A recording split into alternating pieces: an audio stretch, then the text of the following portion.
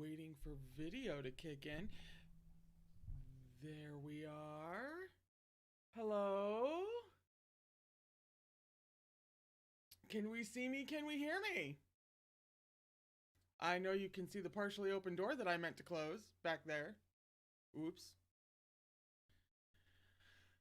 Hello, can you hear me perfectly fine? I'm just starting to get real confused by this mic, and I have yet to figure out the new mic, so this is still the old mic. So if it needs to be pulled up closer, then I can absolutely do that. I hate audio things, though. I just hate working with audio. God bless anyone whose profession is dealing with audio, because it is a nightmare of epic proportions. It's a little quiet. Let me see, because I've got it. I can pull it up to about there and talk loud. Right? And I don't know why it's quiet today. Actually, wait, I did have a backup plan. Hang on. Let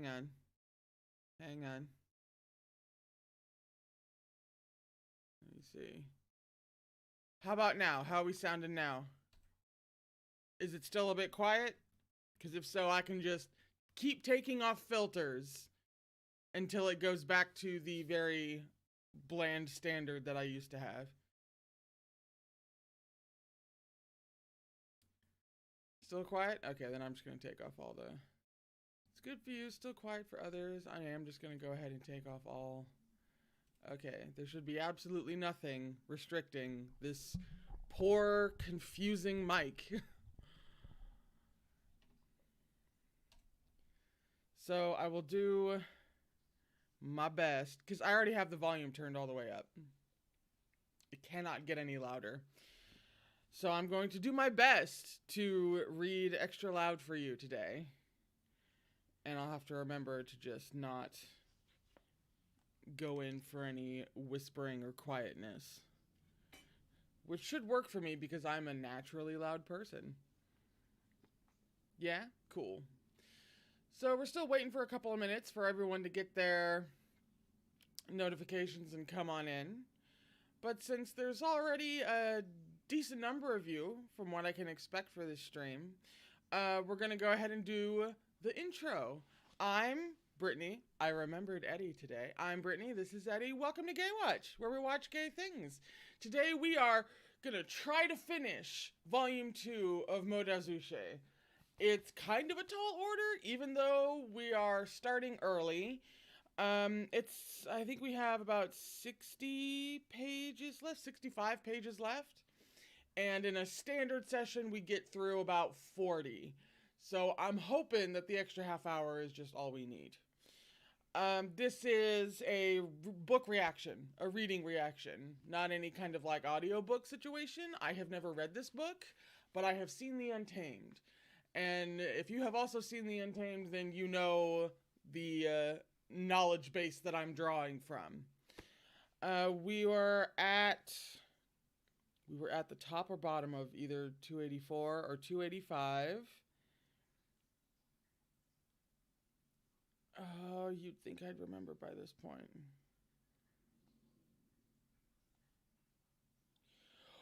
Right. We're at the bottom of 285. Oh yeah, the new mic is, I'm very excited about it, actually. The new mic is the best USB mic on the market, period. I've been lusting after this mic for a very long time.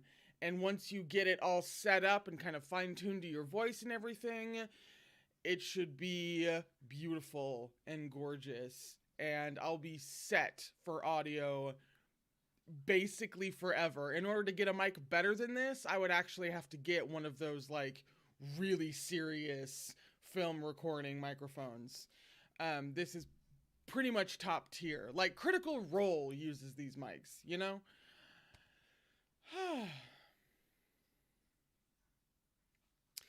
The MDZS manhwa, I wasn't planning on really reacting to that. I was gonna read it and maybe like talk about it in Discord as I was reading it, but I didn't really have any plans to like stream it or make videos out of it. I mean, I suppose if everybody dogpiled me and was like, no, please live stream the manhwa or something like that, I would get to it. I would put the donghua first. I'm definitely going to watch the animated series first. And then there's still the audio drama, the audio series.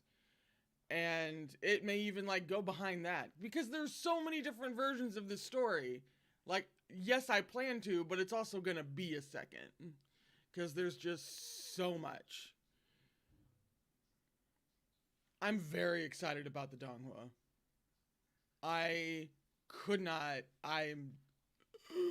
hear great things about the donghua. It looks gorgeous. I've seen like what, 2 screenshots. It is one of the most beautiful things I have ever seen. Period. I'm very excited about the donghua. Alrighty. We have a good amount of people in, so we're going to go ahead and pick up, especially since we're trying to finish this today. That would be super convenient for me so that I can have kind of Tuesdays and Thursdays off for a couple of weeks. Give me a chance to like rest and catch up. Because I kind of didn't realize that I've basically been working 6 days a week for the past like 2 months. More than that, 2.5 months. And like, I love it, but it's a lot. So we're going to try to get through this. I mean, plus I'm just stupidly excited to just get through another one. I really wish Volume 3 was just out now so that I could like take a break for 2 weeks and come and just start Volume 3. That would be nice. But that's not out until mid-August. I think August 17th is when Volume 3 comes out. Anywho, we are at the bottom of page 285, and I believe there's usually somebody who's nice enough and has a copy on them and is following along to keep you guys up to date on which page I'm on. I try my best to remind y'all every 5 to 10 pages, but I've got to focus on a lot of different things while I'm doing this, and sometimes I miss. So whoever it is, I haven't been able to catch who it is, but whoever it is that like makes sure that the chat knows exactly where we are, I appreciate you. If I catch you, I'm gonna thank you personally, but I haven't caught you yet. So,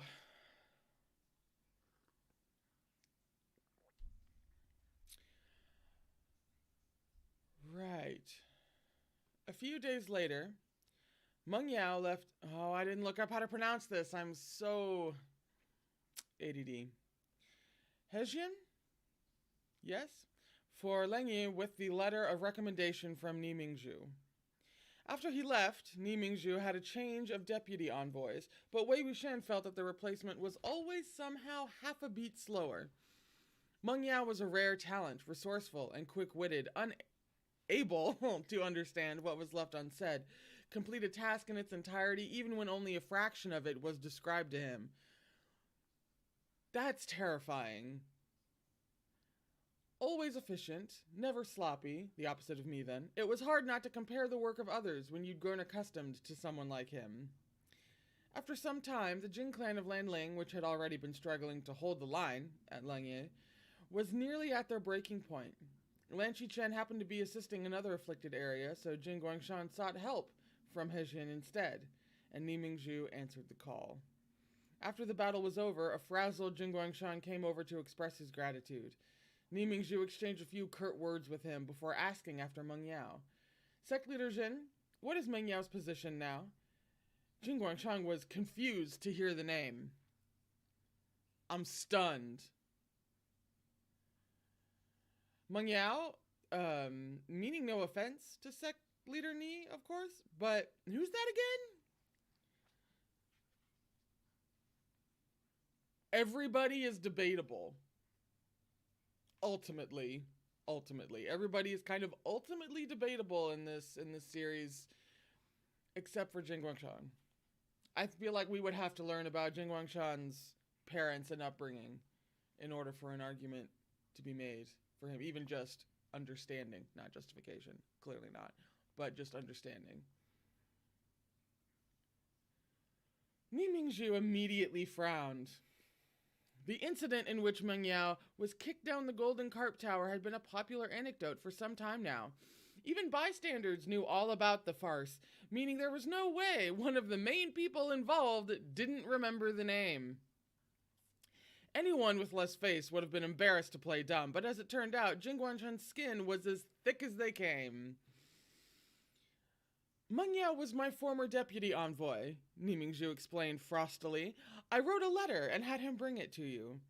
Jing Guangshan continued to play dumb. Is that so? But I've never seen any letters, nor met any such person.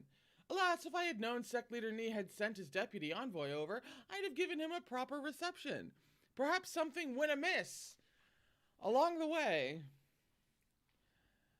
Ni Mingzhu's expression grew increasingly cold at these perfunctory excuses of not remembering and never hearing of such a person. Thinking there must be something more to the situation, he unceremoniously took his leave. He asked the other cultivators, but came up with nothing. He was striding about at random when he came upon a small patch of woods. These woods were very secluded. An ambush attack and subsequent massacre had just occurred, and the battlefield had yet to be cleaned up. As Ni Mingzhu walked through the trees, the ground was strewn with the corpses of cultivators dressed in various attire, some from the Wen clan, some from the Jing clan, and some from other clans. Suddenly, a ripping sound tore through the air ahead. Ni Mingzhu put his hand on the hilt of his saber and crept over stealthily. He quietly brushed aside the leaves, only to see Meng Yao standing among the pile of corpses. With a twist of his wrist, Meng Yao pulled a long sword out of a cultivator's chest. He looked extremely calm. His strike was steady, swift, and so careful that there wasn't so much as a drop of blood on him. The sword was not his own. Its hilt had flame-like iron ornamentation. It was the sword of a cultivator from the Wen clan. His sword technique was also of the Wen clan. As for the man he'd killed, he was wearing a robe depicting the peony sparks amidst snow. Why did they have to call it sparks amidst snow? He was a cultivator of the Jing clan of Lanling. Ni Mingzhu took this scene in and said nothing. His saber left its sheath an inch, emitting a sharp, jarring noise. The familiar sound of a blade leaving its sheath made Meng Yao shiver, and he whirled his head back, almost scared out of his wits. This is the first time I've ever heard of Meng Yao being, like, scared of anything, I feel. It's at the very least super rare. Oh, there's art. It's pretty dark, and I don't just mean gruesome, but it's actually, like, literally dark. Ooh, but, you know, having good lights on it really helps. That's pleasant, isn't it? Yeah. What a lovely mental image.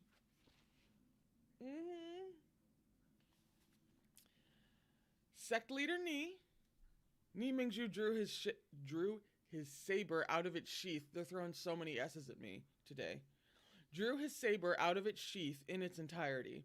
Its glint flashed bright, but the blade itself was tinged slightly blood red. Wei Wuxian could feel the monstrous fury boiling from him, as well as the bitter disappointment. Meng Yao, well acquainted with Ni Mingzhu's personality, threw away his sword with a clatter. Sect Leader Ni, wait, please wait, let me explain. Ni Mingzhu bellowed, what is there for you to explain? Meng Yao scrambled over. I had no choice. I was forced to do it. Ni Mingzhu fumed. What do you mean, no choice? What did I say when I sent you over? Meng Yao prostrated himself at Ni Mingzhu's feet. Sect Leader Ni, hear me out. I joined the Jin clan of Lanling, and this man was my superior. He belittles me, always humiliates and reprimands me in every possible way. So you killed him? Ni Mingzhu curtly asked. No, it wasn't because of this, Meng Yao cried out. What humiliation is there that I cannot endure? Beatings and insults are nothing to me. But with every stronghold we won over, all the pain and effort I put into strategizing, planning our approach, he only needed to say a few breezy words, make a few brush strokes, and claim all credit for himself, saying I had nothing to do with it. This wasn't the first time. He did it every time, every single time. I tried to reason with him, but he didn't care at all. And when I went to the others, no one was willing to listen. He even said earlier that my mother was, it was really more than I could bear. In a moment of rage, I lost my head.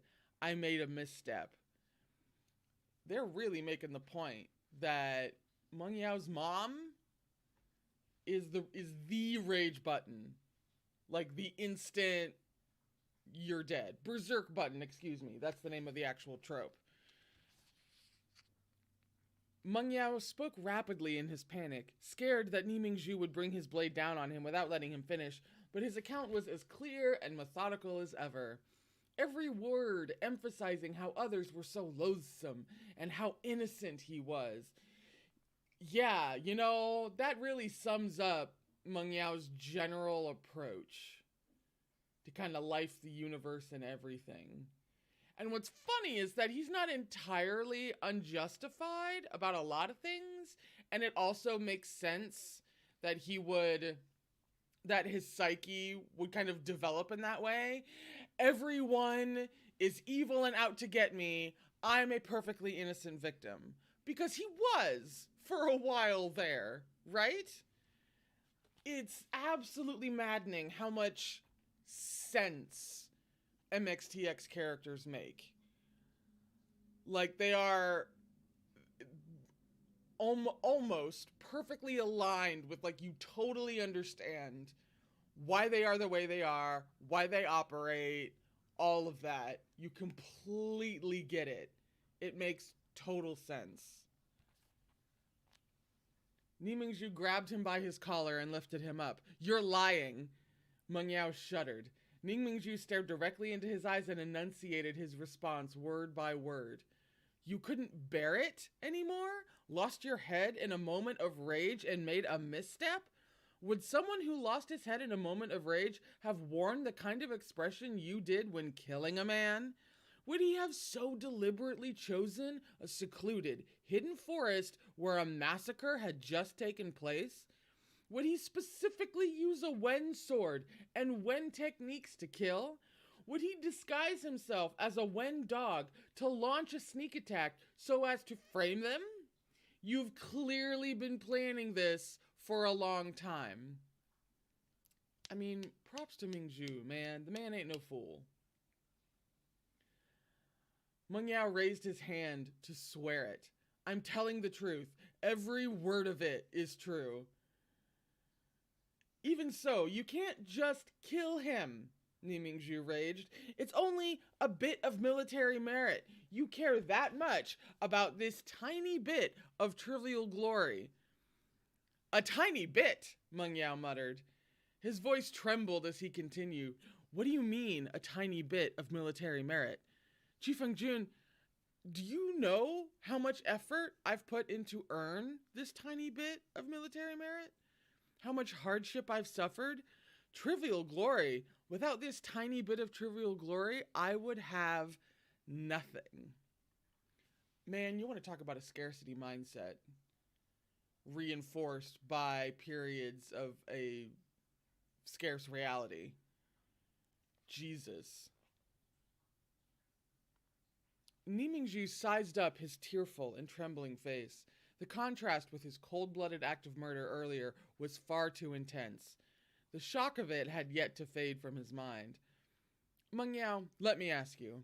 The first time I met you, did you deliberately put on that weak, bullied act for my benefit? All so that I'd stand up for you? If I hadn't, would you have killed those people like you did this man today?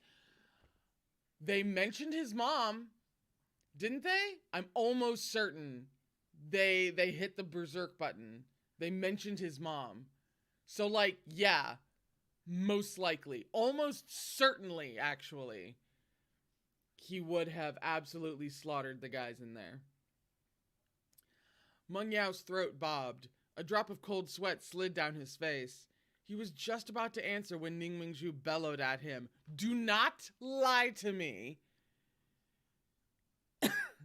Meng Yao gave a start and swallowed his words. He kneeled on the ground, his entire body trembling as the fingers of his right hand dug deep into the earth. After a while, Ning Mingzhu slowly returned his saber to its sheath. "I will not lay a hand on you." Meng Yao's head shot up. Ning Mingzhu continued, "Go confess your crime to the Jin clan of Lanling and receive your punishment, whatever it may be." After a moment of stupefaction, Meng Yao said, "Chifengzun, I can't die at this step." "With this step, you've strayed from the proper path," Ning Mingzhu stated. "You're asking me to pay with my life." "Well, you took one!" You know, it's fine. "A price that needn't be paid if everything you've said is the truth," replied Ning Mingzhu. "Go, repent, and turn over a new leaf." You know, it's a shame that Mingzhu's already a bit too late, you know what I mean? He's a little bit too, well, okay, he's a bit too late in Meng Yao's timeline for any type of leaf to be turned over, you know? And that's just kind of, not necessarily, well, okay, no, it is a bit heartbreaking, I won't lie. But, like, it's just such a bitch of a situation, man. Everything lined up. MXTX is so good at lining up the dominoes exactly the way that they had to. And because you understand all of her characters so deeply, it couldn't have happened any other way. How do you even do that on this big a scale? You know how many characters are in this mother? You know how long this story is? It's like 500k or something like that. 500k of it could have only happened this way, really. And that's so impressive, it's almost terrifying, actually. See, I was too impressed with MXTX. Where the hell was I? Ah, I'm over here. We are at 291, around the middle. Meng Yao murmured under his breath, "My father hasn't seen me yet." It wasn't that Jing Guangshan had not seen him. He was merely pretending to be unaware of his existence. Eventually, under pressure from Ning Mingzhu, Meng Yao arduously uttered a "yes, sir." After a moment of silence, Ning Mingzhu said, "Get up." Meng Yao stood up from the ground in a trance, as if drained, and staggered a few steps. Seeing he was about to fall, Ning Mingzhu steadied him. Meng Yao mumbled, "Thank you, Sect Leader Ni." At the sight of his despondent look, Ning Mingzhu turned around, but suddenly he heard Meng Yao say, "Still can't do it." Ning Mingzhu jerked his head back. A longsword had somehow found its way into Meng Yao's hand. He was already aiming the sword at his own stomach. His expression was one of despair. "Sect Leader Ni, I've proven unworthy of your great kindness." With that, he stabbed down hard. Ning Mingzhu's pupils shrank as he swiftly made a grab for the sword, but it was already too late. The sword in Meng Yao's hand pierced his abdomen and jutted out through his back. He slumped in the pool of blood that was not his own. Ning Mingzhu was momentarily stunned before he rushed over and half kneeled on the ground to turn over Meng Yao's body. "You!" Meng Yao's ghastly pale face looked up at him feebly as he said with a forced wry smile, "Oh, Sect Leader Ni, He had yet to finish his words when his head slowly drooped.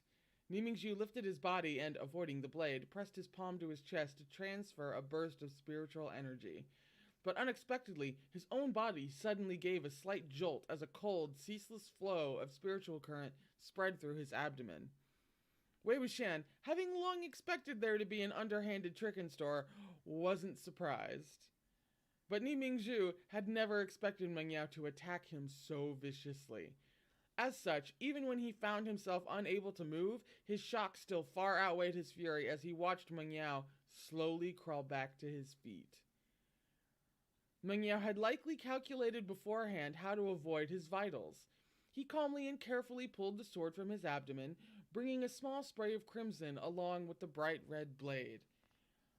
Then he compressed the wound and seemed to consider it taken care of. Meanwhile, Ni Mingzhu was still frozen in his pose of going to Meng Yao's aid. Half kneeling on the ground, he raised his head slightly to meet Meng Yao's eyes. It's so interesting to me how, generally speaking, there are tons of unhinged and psychologically deeply screwed up characters in fiction. But there's always something extra when a character proves that they can even cause harm to themselves in order to do anything, in order to achieve any end, big, small, whatever. Because it overrides our natural self-preservation instinct. Not to mention our just kind of general fear of pain to one degree or another. But we always remember the ones who can hurt themselves in some kind of significant way. And the first character that comes to mind who does this is in Gone Girl, but that's all I'll say because spoilers. But it just we always point them out. That's actually probably a fairly reliable way to make a character memorable, is to put them in a situation where they hurt themselves fairly deeply and they're like okay with that they have that capacity. So it's so terrifying. I'm over here. Ni Mingzhu said nothing. Neither did Meng Yao. He inserted his sword back into its sheath, bowed, and darted away without sparing a backward glance. Moments ago, he had obediently admitted his mistake and agreed to receive punishment. Then, in the blink of an eye, he resorted to trickery and pretended to commit suicide only to stab Ni Mingzhu in the back. Now, he had fled without a trace. Ni Mingzhu had probably never met a more shameless man. Worse, the man had once been a trusted aide whom he'd promoted himself. Yeah, it's actually pretty even ground between who is more shameless in that way, Meng Yao or Shu Yang. Granted, they're shameless in different ways, but the height of their psychopathic tendency is pretty intense. Consequently, he flew into a rage and was particularly savage when he faced the Wen clan's cultivators. When Lan Shichen found time to head to Langyi and assist with the battle a few days later, Ni Mingzhu's fury had still not subsided. The moment Lan Shichen arrived, he said with a smile, "That's quite the rage Mingzhu Xiang is in. Where's Meng Yao? Why isn't he here to douse those flames of yours?" "Don't mention that name," Ni Mingzhu barked. He relayed the incident where Meng Yao committed murder, framed another, feigned death, and fled in its entirety to Lan Shichen, who was also stunned to hear it. How could this be? Is there some kind of misunderstanding? Oh, babe. Oh, babe. "I caught him red-handed," Ni Mingzhu said. "What misunderstanding can there be?" Lan Shichen thought for a moment. Going by what he said, the man he killed was indeed at fault, but he really should not have killed him. It is hard to judge what is correct in such desperate times. I wonder where he is now. Babe, babe, babe, babe, babe. "He'd better not let me catch him, or I'll sacrifice him to my blade," Ni Mingzhu replied sharply. And there's a scene break here, actually. So we're at the top of 294.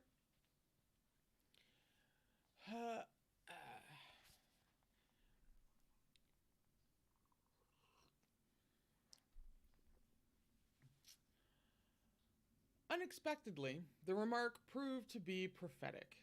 In the years that followed, Meng Yao seemed to have vanished entirely, like a stone sunk into the sea, never to be seen or heard from again.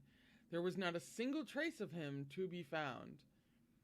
Ni Mingzhu detested Meng Yao with the same fervor he had initially admired and valued him. He would grow enraged every time Meng Yao was mentioned and be unable to explain why. Once he was certain there was no news of him to be had, he refused to discuss him with anyone. Ni Mingzhu never got close to other people, and he rarely bared his heart to them.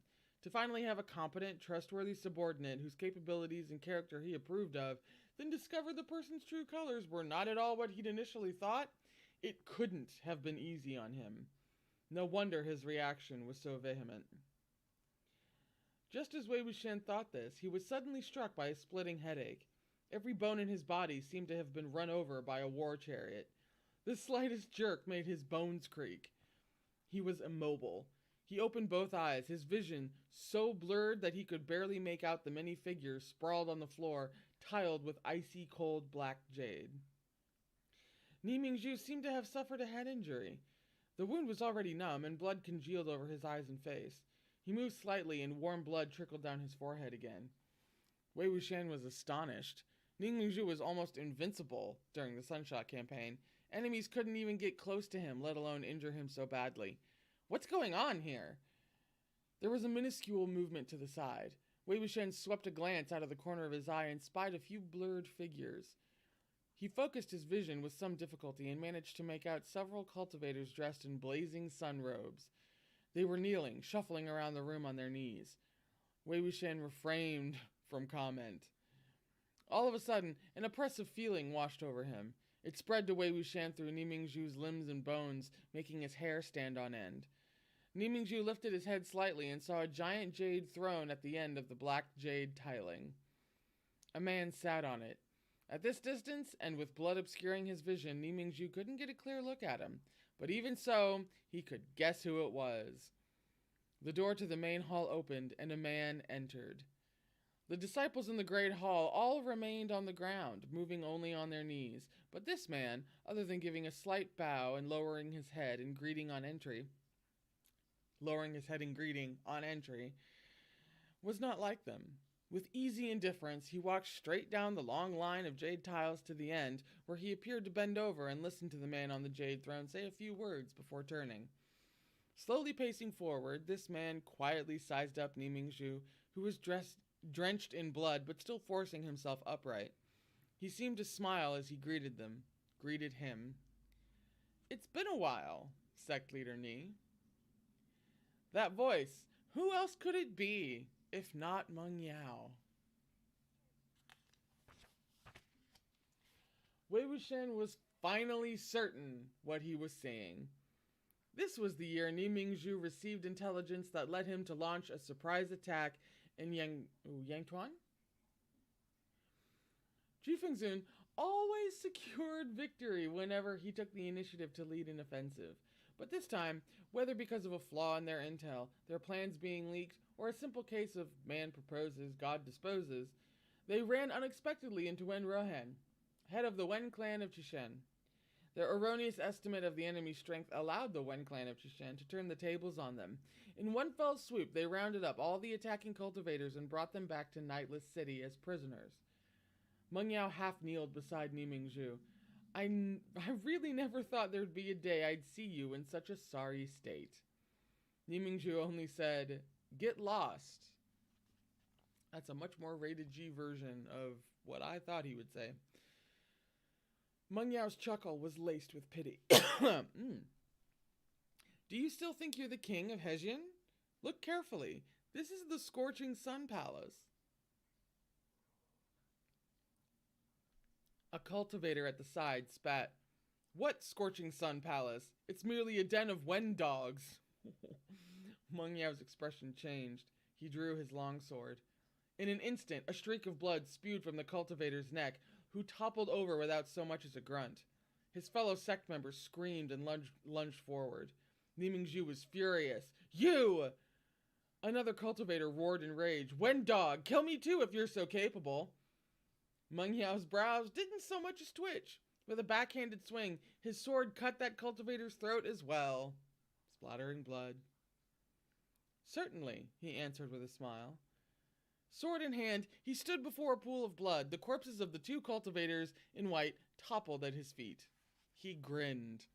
Who else wants to repeat those two words? Ning Mingzhu answered coldly, Wen dog. We got a badass. He knew perfectly well that falling into the hands of Wen Rohan meant certain death, so he felt no fear. If Wei Wuxian had been in his shoes, he would also have cussed to his heart's content. To hell with everything, he was going to die anyway. But instead of flying into a rage, Meng Yao merely smiled. He snapped his fingers, and a Wen Clan cultivator came up to him on his knees, both hands held over his head to present a long box. Meng Yao opened the box. Sect Leader Ni, why don't you take a look at what this is? It was Ni Mingzhu's saber, Baxia. Get out of my sight, Ni Mingzhu raged. But Meng Yao had already taken Baxia out of the box. Sect Leader Ni, Baxia has passed through my hands a number of times at this point. Isn't it a bit too late for you to be angry now? Ning Mingzhu enunciated each word. Remove your hands. However, it was as though Meng Yao was purposely trying to incense him. He weighed the saber in his hand, commenting, Sect Leader Ni, one could begrudgingly consider this saber of yours to be a first-rate spiritual weapon, no? But it's still slightly inferior to the saber of your father, the former Sect Leader Ni. Why don't you make a wager on how many times Sect Leader Wen needs to slap it to break it this time around? In that instant, every drop of blood in Ning Mingzhu's body surged to his head. His sudden burst of rage sent a chill down Wei Wuxian's spine as he thought, how vicious.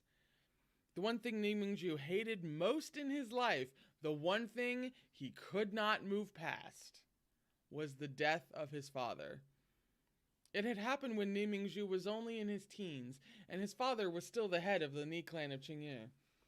Someone paid tribute to Wen Rohan with a treasured saber, which delighted him for several days. He asked the guest cultivators at his side, What do you think of this saber of mine? He had always been an unpredictable, capricious man who turned hostile and fell out with people at the drop of a hat. And so the guest cultivators naturally went along with him, vigorously praising the saber as having no equal. But one of them, whether out of animosity for the former sect leader Ni, or the desire to stand out by giving a different answer, said, This saber of yours is incomparable, sure, of course.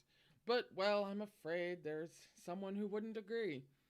That made Wen Rohan unhappy, and he demanded, Who? The clan head of the Ni clan of Qingye, of course, the guest cultivator answered. His family has been renowned through the ages for their saber cultivation. He boasts at every opportunity that his own precious saber is invincible and unrivaled, that not a single saber forged in the past few centuries can ever compare to his. His arrogance is extreme. No matter how great your saber is, he will never admit as much. Even if he does so aloud, it'll be a different story deep down in his heart. Wen Rohan roared with laughter, saying he had to see this for himself. Thus, he immediately summoned the former sect leader Ni over from Qingye. He took his saber and looked it over, seated on his throne. Eventually he said, Yes, a fine saber, as I thought. He idly slapped it a few times and let the man go. Nothing appeared odd at the time. The former sect leader Ni was puzzled, of course, and also quite displeased by the man's audacity at summoning and dismissing him on a whim. But unexpectedly, several days after he returned home, his saber suddenly shattered into several pieces when he brought it down upon a demonic beast during a night hunt. The beast seized the opportunity to charge and severely gored him with its horns. And Ning Mingzhu, who had been night hunting with his father, witnessed this scene with his very own eyes. Although the previous sect leader Ni was saved from immediate death, the injustice of it all was too much for him to swallow. His injuries never did heal, and he lingered in ill health for half a year before finally passing away. No one knew if he died of anger or illness. This is why Ni Mingzhu and the entire Ni clan of Qingye loathed the Wen clan of Qishan with such intensity. Did I know that? They didn't talk about that in the Untamed. No, I didn't know that when Rohan brought about the death, well, essentially just killed, but brought about the death of Mingzhu's dad? Did I know that? I think I knew something about Ni Mingju's dad dying, but I don't think I just I don't think I knew that. That makes a lot of damn sense. We're towards the top of page 299, by the way.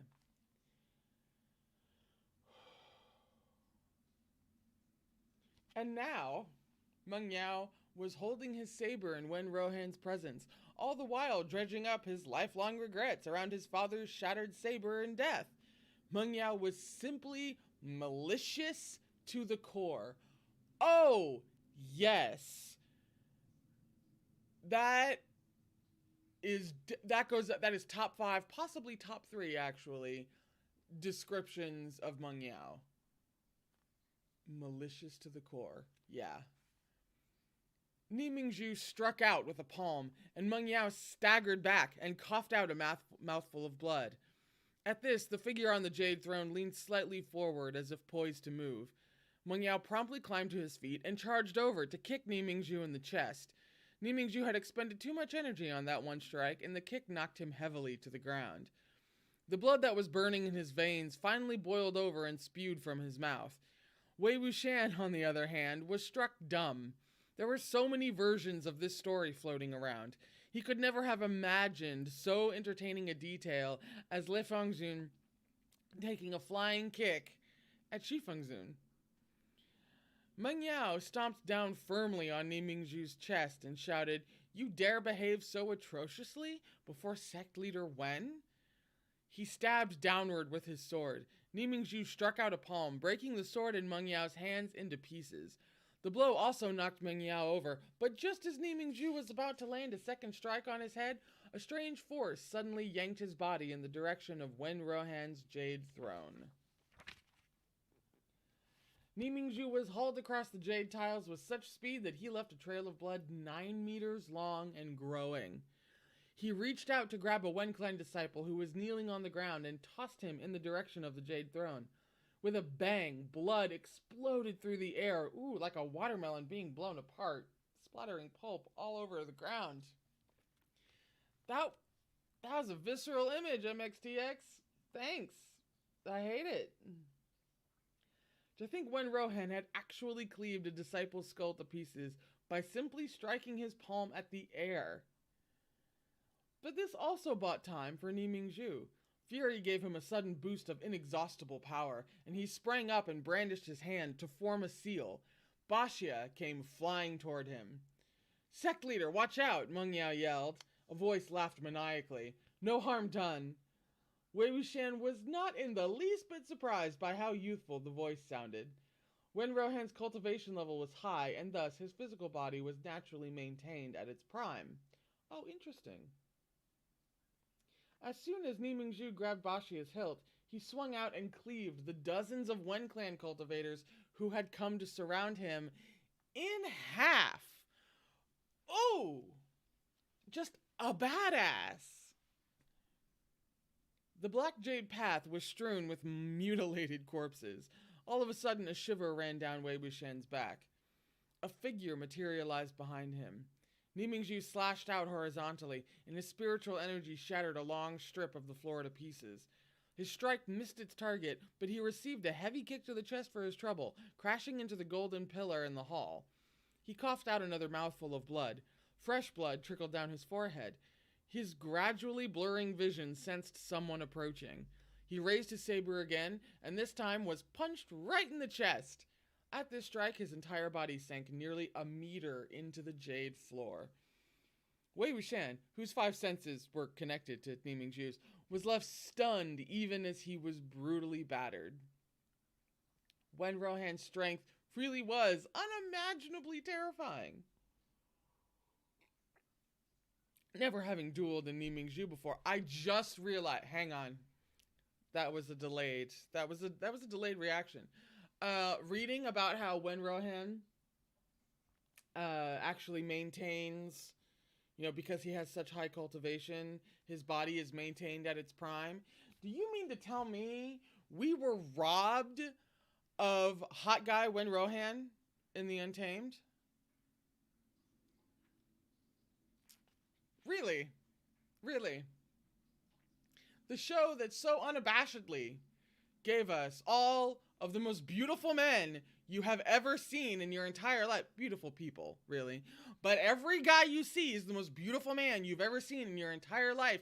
And you have a textual reason to make batshit crazy guy, another batshit crazy guy, an unbelievably beautiful man, and you don't take it? Like, I love who they got to play Wen Rohan. And, like, iconic, right? We love. But at the same time, it was right there. The opportunity was right in your face. And we were robbed. Oh my god, that's right, Anastasia. That does mean we have hot guy Wen Rohan in the Donghua. Oh, yes. Oh, I mean, I was looking forward to it before. Okay, where the hell was I? Sorry, sudden realizations. Who is texting me so much, and am I married to her? I really should remember to put my phone on silent, but I don't. Because the day I remember anything is the day I'm medicated for ADD, probably. We're just gonna, yeah. That's on vibrate now. I'll be the only one who knows whenever it goes off. Okay, where the hell?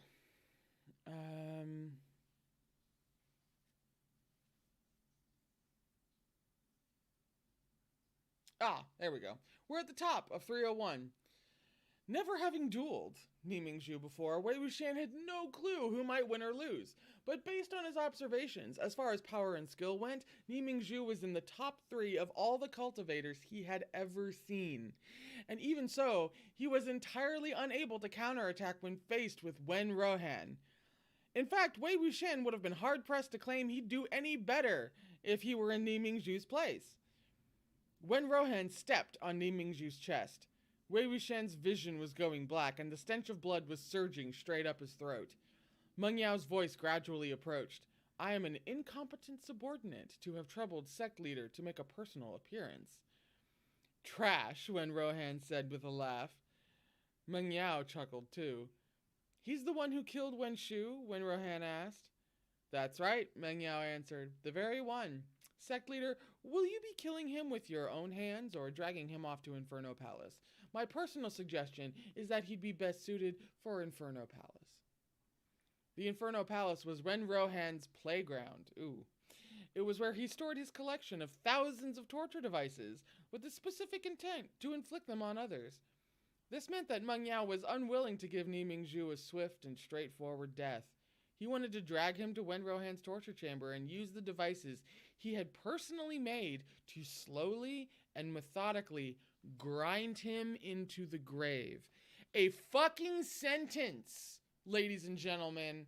Hang on, we're reliving that. Brutal, but we're reliving that. He wanted to drag him to Wen Rohan's torture chamber and use the devices he had personally made to slowly and methodically grind him into the grave. A turn of phrase. We love to see it. Ooh. As Ni Mingzhu listened to these two men merrily discussing what to do with him, his fury blazed and the blood in his chest churned. What pleasure is there in toying with the life of someone already half dead? Wen Rohan commented. Well, now, Meng Yao replied, given sect leader Ni's strong and healthy physique, who knows if he will return to his awe-inspiring self after a few days of recuperation? Do as you will, Wen Rohan said. Yes, sir, Meng Yao answered. However, at the same time he spoke, an extremely thin flash of cold light swept across Wei Wuxian's vision. Wen Rohan suddenly went dead silent. Warm blood splashed onto Ni Mingzhu's face. As if sensing something, he strained to raise his head to see what was going on, but was ultimately too severely injured to hold on any longer. His head fell heavily, and he closed his eyes. An unknown amount of time passed before Wei Wuxian felt a glimmer of light before him. Ni Mingzhu was gradually opening his eyes. The moment he came to, he discovered that he was being supported by Meng Yao. With one of Ni Mingzhu's arms draped over his shoulder, Meng Yao strained to move forward while half dragging and half carrying him on his back. Sect Leader Ni, Meng Yao called to him. When Rohan is dead? Ni Mingzhu asked. Meng Yao seemed to have slipped for a moment. He answered in a trembling voice. He should be. He was still holding something in his hand. Ni Mingzhu said darkly, Give me the saber. Wei Wuxian couldn't see the expression on Meng Yao's face, but could hear the wry smile in his voice. Sect Leader Ni, let's not think about chopping me up at a time like this. Ni Mingzhu was silent for a moment. After he had mustered up enough energy, he made a grab for the saber. Although Meng Yao was nimble and quick-witted, raw power and strength still won in such situations. Unable to defend himself, he hastily leapt away. Sect Leader Ni, you're still injured. With the long saber in hand, Ni Mingzhu said coldly, You killed them. Referring, of course, to the cultivators who had been captured alongside him. Meng Yao said, Sect Leader Ni, you should know that under the circumstances earlier, I had no choice. This was exactly the kind of excuse Ni Mingzhu hated most. His chest burned with anger as he swept his saber down in rage. What do you mean, no choice? It was up to you whether to do it. Meng Yao dodged the blow and defended himself. Was it really up to me? Sect Leader Ni, if you were in my shoes. Ni Mingzhu anticipated what he was going to say and cut him off. I would not. Meng Yao seemed utterly exhausted as he repeatedly dodged the blows. Unable to react in time, he nearly tripped, looking rather unkempt as he panted for breath. All of a sudden, he shouted in what seemed to be an outburst of anger, Qi Fengzun, do you not understand that if I didn't kill him, it would have been your corpse lying there? This was no different from saying, since I saved your life, you can't kill me or you'll be in the wrong. But Jing Guangyao, being Jing Guangyao, had a way with words. His plea was heavy with reserved sorrow and a kind of implicit grievance. Sure enough, Ni Mingzhu's movement faltered. He stood rigidly in place, veins bulging on his forehead.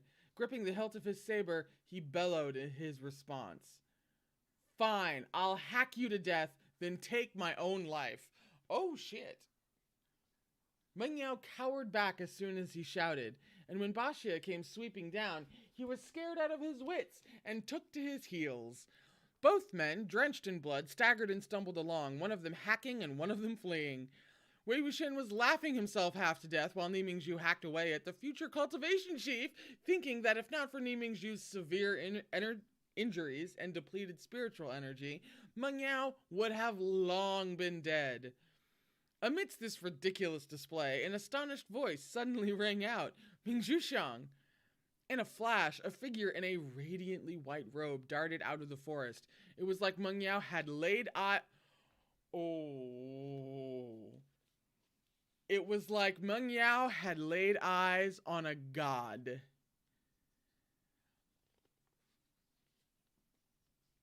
I wish I had a mic I could drop. What the fuck? The entire fuck. The entirety of, oh my god. What? He immediately scrambled over behind him. Zerojin! Zerojin! Ni Mingzhu was so overwhelmed with rage that he didn't even ask why Lan Shichen was suddenly here. He bellowed, Shichen, get out of the way! Baxia bore down on them so menacingly that, I don't think I've ever had to pronounce Lan Shichen's sword's name before. Shoyue? That feels a little Japanese to me. But we'll go with that?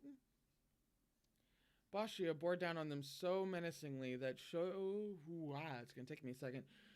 Shoyue had no choice but to leave its sheath.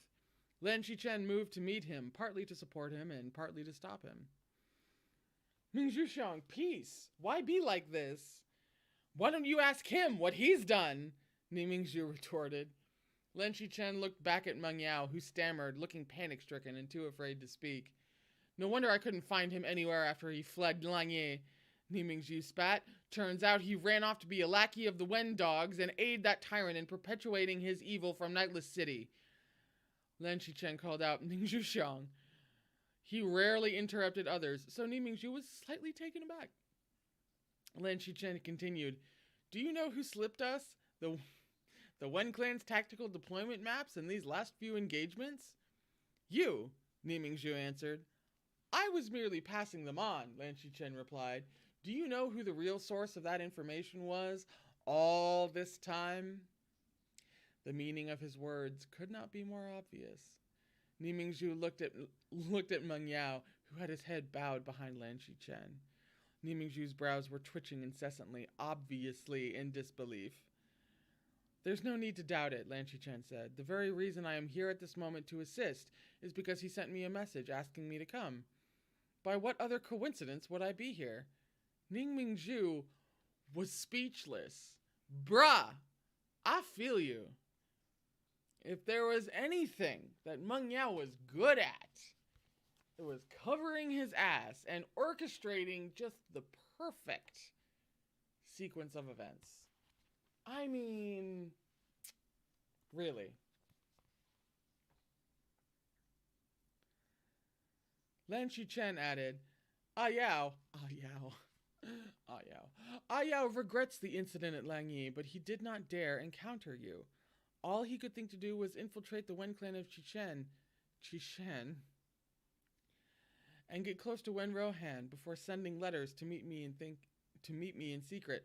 All he could think of to do was, infiltrate the Wen clan of Qishan and get close to Wen Rohan before sending letters to me in secret. That was just all he could think to do. Just the only idea he had. I didn't know the identity of the sender at first. It was only by coincidence that I found out and recognized him. Oh, I'm sure. Can you detail this coincidence, please? He turned to Meng Yao and said in a low voice, Didn't you tell Mingzhu Xiang about this? Meng Yao covered the wound on his arm and said with a wry smile, Zewujun, you saw it too. Even if I told him, sect leader Ni would not believe me. Ni Mingzhu kept silent. Baxia and Shoyue were still at an impasse. Meng Yao only had to cast a glance at the glare of clashing saber and sword for terror to brim in his eyes. After a moment, however, he kneeled before Ni Mingzhu. Meng Yao? Lan Qichen called out tentatively. Sect leader Ni, Meng Yao said softly. I did injure you at Scorching Sun Palace, though I did it to gain Wen Rohan's trust, so he wouldn't sense something was amiss. And I did speak insolently to you. I knew what happened to the former sect leader Ni sorely grieves you, but I still intentionally twisted the knife in that wound. While it might have been a last resort, I really am, truly sorry.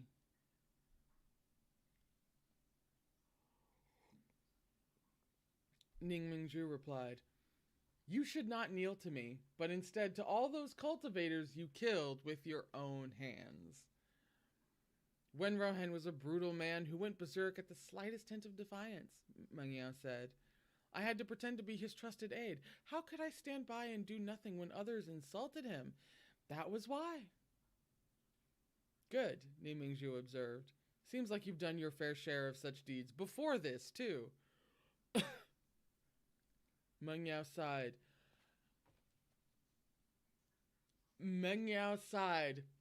When in Qishan.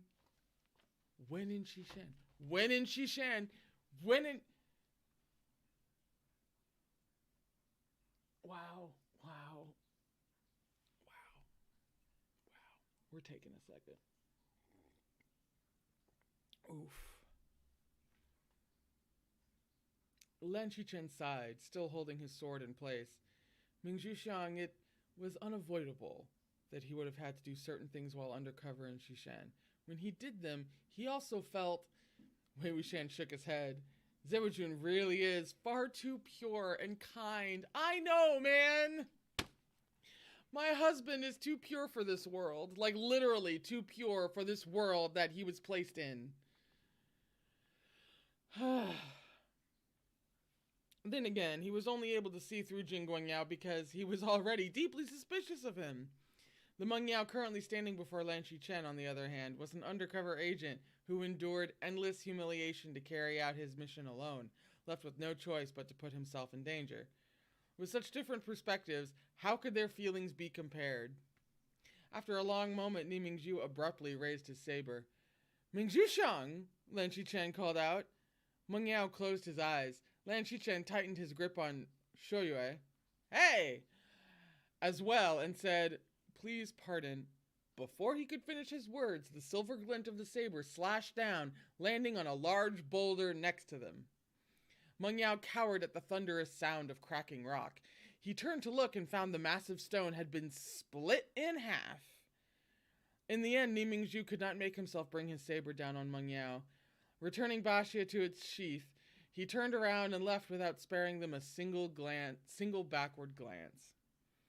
Wen Rohan was dead. Although there were still surviving members of the Wen clan of Jishen, their forces no longer posed a threat. Their defeat was already set in stone. And Meng Yao, the brave warrior who went undercover at Nightless City for several years and was willing to give his life for the cause, won acclaim in one battle. Ever since Meng Yao betrayed and defected from the Ni clan of Qinghe, his relationship with Ni Mingzhu had never been the same again. So, Wei Wuxian had wondered, how did they go on to become sworn brothers later?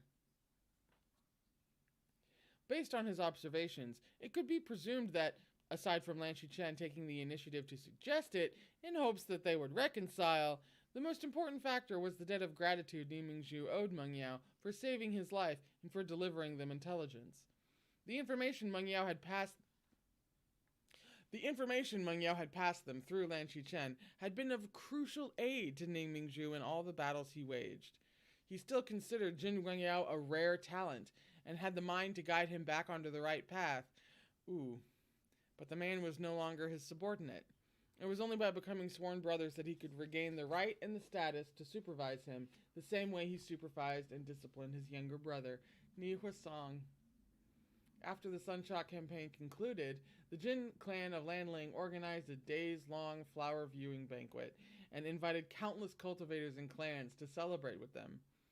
All this pomp, Wei Wuxian thought, it's like he's ascending to the heavens. These people both fear and respect Ni Mingzhu. There were plenty who feared me, but those who respected me were few and far between. Jin Guangyao stood at the side of the Sumeru? No, that sounds very American. But Sumuru sounds very Japanese. Throne-styled palace base. After becoming sworn brothers with Ni Mingzhu and Lan Chen, and being recognized by his clan, he now had a cinnabar mark in between his brows. Dressed in a sparks-amid-snow robe with a white base and gold trimmings and a black gauze cap, he had an entirely different air about him, something radiant and refined. He was still as quick-witted as ever, but his bearing was calm and composed, a far cry from how he'd been in the past. Wei Wuxian was surprised to see a familiar figure at his side.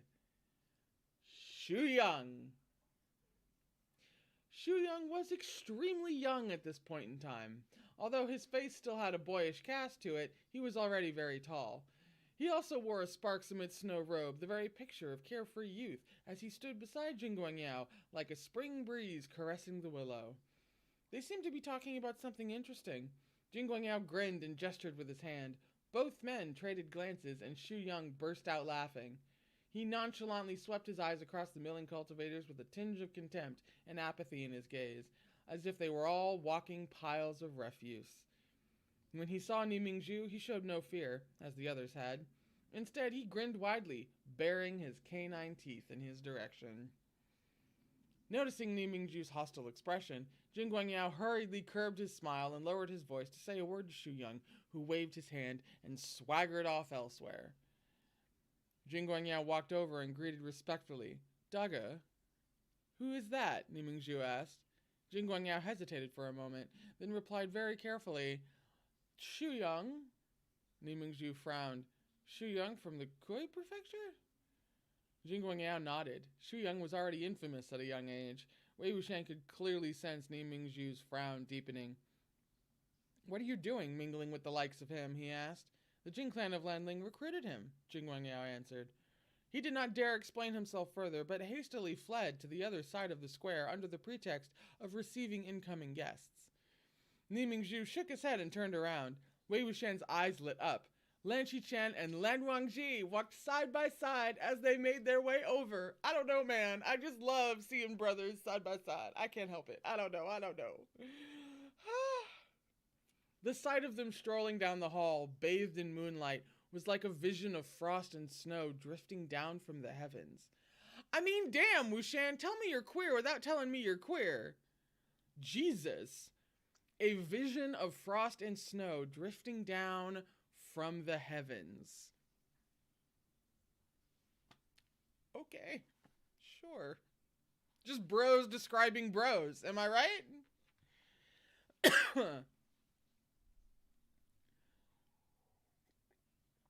The twin jades of the Lan clan stood together, one with his Shao and one with his Guqin, one gentle and refined and one cold and cheerless. They were both beautiful in appearance and elegant in demeanor, both truly of a singular color, but each had a different kind of charm. It was no wonder they drew attention and endless admiration wherever they went.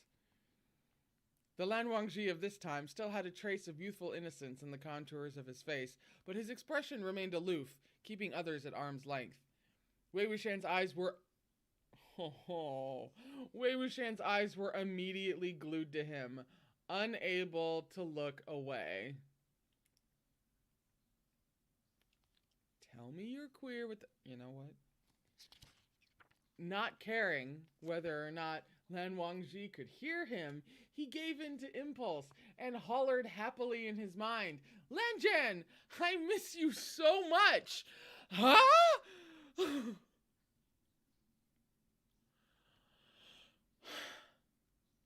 Suddenly, a voice spoke up. Sect Leader Ni, Sect Leader Lan. Wei Wuxian's heart skipped a beat when he heard this familiar voice. Ni Mingzhu turned around again to take a look. Zhang Cheng, dressed all in purple, was walking over with his hand resting on his sword. And the man standing beside Zhang Cheng was none other than Wei Wuxian himself. That's gotta be weird. I mean, that's at least trippy.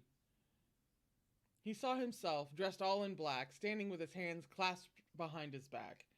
A black flute with a bright red tassel hung at his waist. He was not carrying his sword with him. He stood side by side with Zhang Cheng and nodded in greeting. His body language was arrogant, his demeanor so awfully enigmatic and disdainful of everyone present.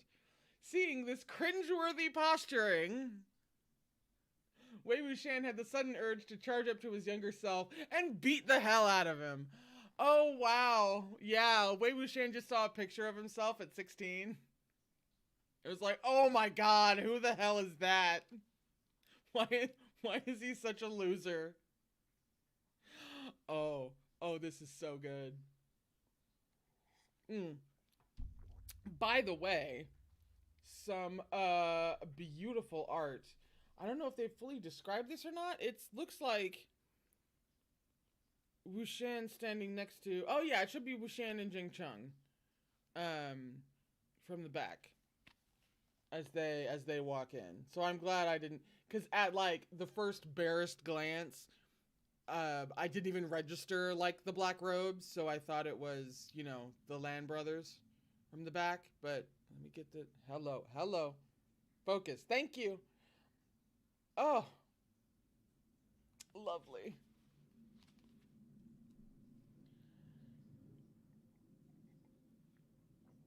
Lan Wangji had also noticed Wei Wuxian standing beside Zhang Cheng. His eyebrows twitched, but his light eyes soon turned back to stare straight ahead once more, expressions still dignified. Zhang Cheng and Ni Mingzhu met each other's gaze, straight-faced, and nodded. They had nothing superfluous to say to one another, so they said a hasty greeting, and each went their separate ways. Wei Wuxian saw his black-clad past self glancing left and right until his eyes fell upon Lan Wangji. He was just about to say something when Zhang Cheng walked over to stand beside him. Both men lowered their heads and exchanged words with solemn expressions. Wei Wuxian burst out laughing and walked shoulder to shoulder with Zhang Cheng to the other side. The people coming and going around them also automatically made way, giving them a wide berth. Wei Wuxian thought back carefully, trying to remember what they'd been talking about at that time. He couldn't recall at first, but then he saw the movement of their lips through Nimingzhu's eyes, and it came to him. He'd said, Zheng Cheng, Qifengzun's so much taller than you. And Zheng Cheng had said, screw off, you want to die? Oh my god. That is so unbelievably 16-year-old them. Nimingzhu's attention turned back to the lands. Why does Wei Ying not have a sword? He asked. Carrying a sword was akin to dressing in formal attire. It was a necessary symbol of etiquette during grand gatherings, and those born to prominent clans attached great importance to it. He has probably forgotten, Lan Wangji answered impassively. Nimingzhu arched his brows. He can forget something like that? It is not surprising, Lan Wangji said. Well, well, Wuxian thought, bad-mouthing me behind my back. I caught you red-handed. Lan Qichen chuckled. Young Master Wei said he didn't want to bother with such convoluted formalities. Never mind neglecting to carry his sword. Even if he chose not to bother with wearing clothes, what could anyone do to stop him? Ah, to be young. It really was an indescribable feeling to hear his own arrogant words repeated from the mouth of another. Wei Wuxian felt a little embarrassed, but there was nothing he could do. Suddenly he heard Lan Wangji muttering under his breath, irreverent. He said it very softly, as if only for his own benefit. The word drummed in Wei Wuxian's ears, causing his heart to inexplicably... Ooh... The word drummed in Wei Wuxian's ears, causing his heart to inexplicably skip a beat. It's only inexplicable to a disaster buy at this point. Can we be perfectly honest? Inexplicable. Lan Qichen looked at him. Why are you still here? Xiaozhang is here, so naturally I am as well, Lan Wangji replied, slightly puzzled, though still serious-faced. Why aren't you going over to talk to him? Lan Qichen clarified. They're going away. Wei Wuxian found this curious. Why did Wei Wuxian say that? Don't tell me Lan Zhan had something to say to me. No, that's just Lan Qichen knowing his brother real well and playing matchmaker with absolutely no shame. It's fine. This is fine. Before he could get a clear look at Lan Wangji's reaction, a commotion suddenly broke out at the other end of the area. Wei Wuxian heard his own furious shouting. Jin Zishuan, don't you ever forget what you said and did. What do you mean by this?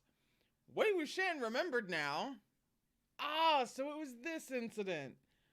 On the other hand, Jin Zishuan was also furious. I'm asking Sect Leader Jiang, not you, and I'm asking about Miss Jiang. What's it got to do with you? Wei Wuxian snapped back at him. Well said. What does my Shiji... Ooh, that's right, isn't it, Shiji? I think. Have to do with you. Who was the one so proud his eyes grew on top of his head, too uppity to see her in the first place?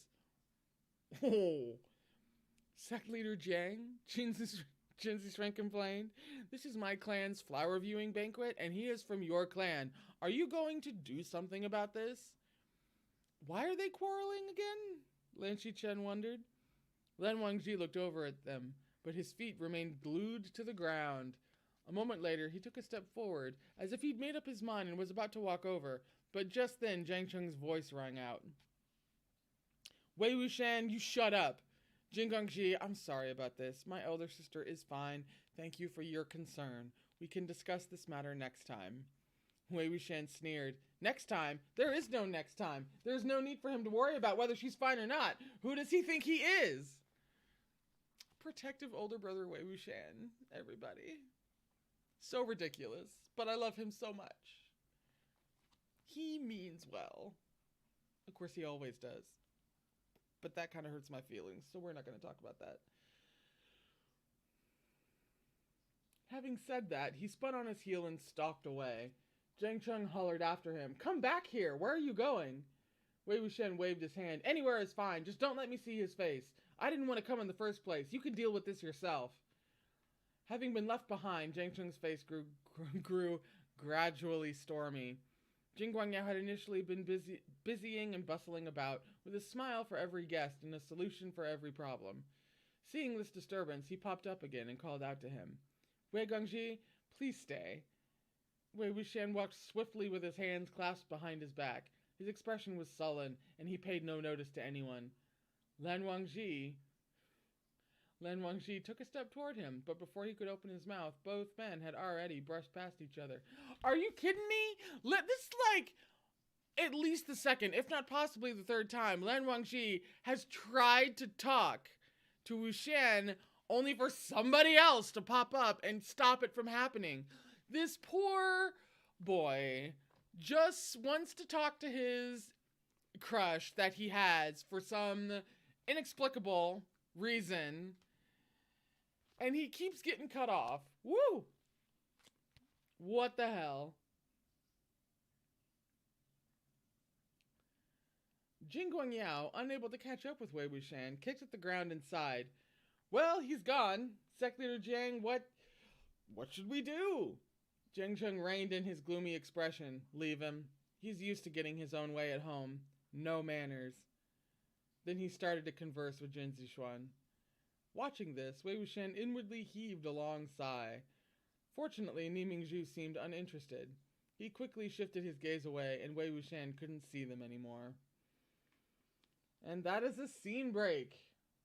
Woo! We're at the bottom of 314. It's coming up on 4 o'clock. So let's take our break here, because that was so much fun. That was outstanding. Hang on, let me grab the bookmark. We're going to take just like a 5 to 10 minute break. We have a bit of a long stream today, so it's usually just, I try to keep it around 5 minutes, but now it might be a little bit longer. It might be 5 to 10. We're just going to take a break and chill for a second, so you can, stand up, stretch, run around, go to the bathroom, whatever, grab something to eat, something.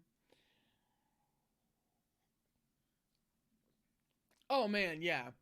Nobody ships Wang Xian harder than Lan Shichen. He has been trying so hard to get those two boys together since day damn one. And I mean, his efforts are rewarded, so, I mean, more power to my husband, you know what I mean?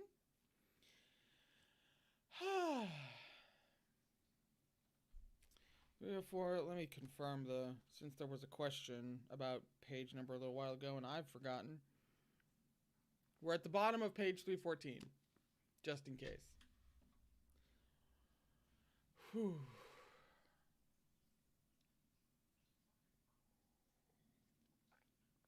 Let me see what I missed in the comments.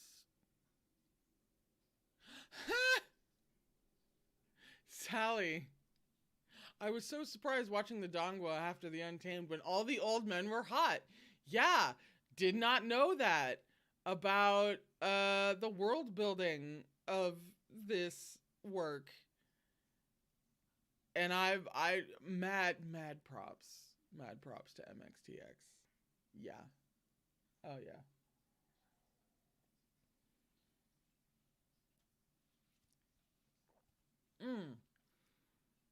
Akko. Now you see why Ni Huasong was devastated at the death of his brother.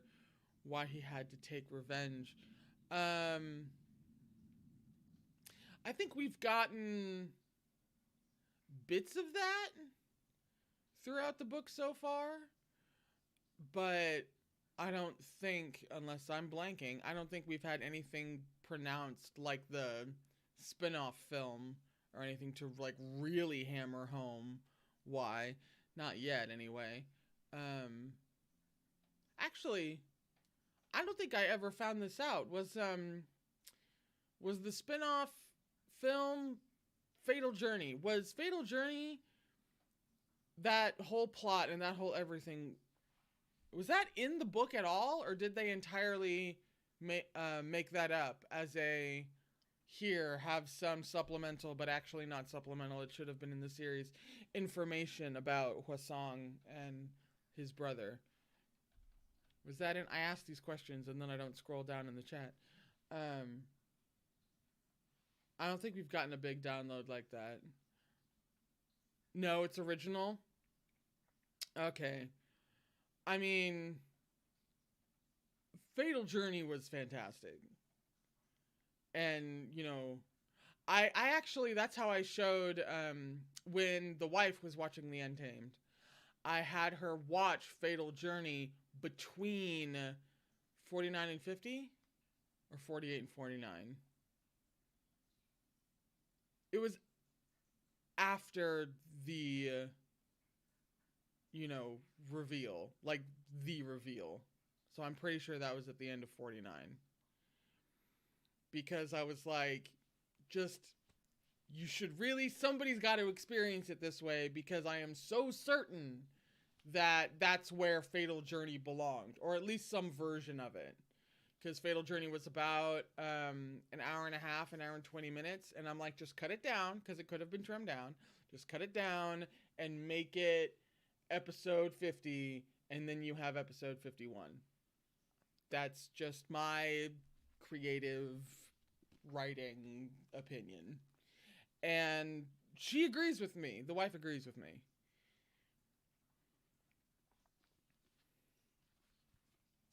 But so if we don't get that specifically in the book, then I wonder if there's anything pronounced like that, you know?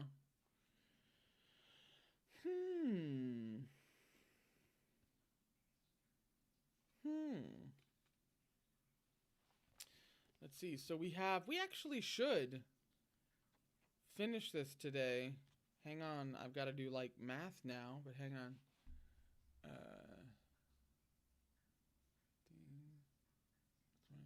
You have about 35 pages left? Yeah?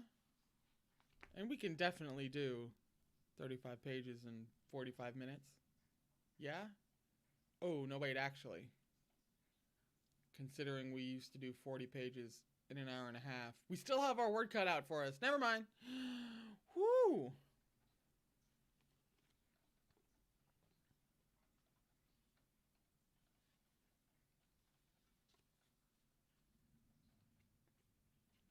Oh, yeah, yeah. I assume, you know, whenever Hwasong figured it all out.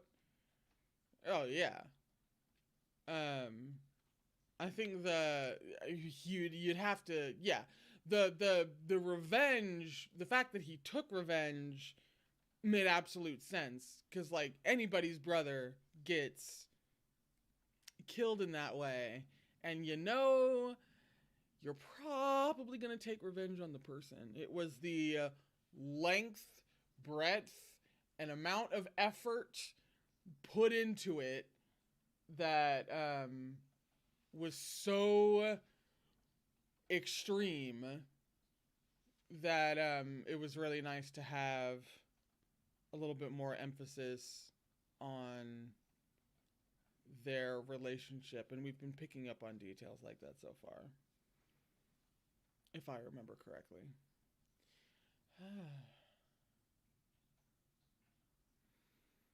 So in just a couple of minutes, we're going to pick back up at the bottom of 314. It's a scene break, super easy to find. I wonder...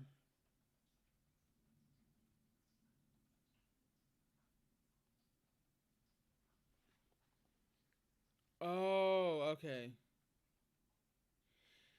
Yeah, so I'm pretty sure, and like all it is like the first two sentences of what we're reading next.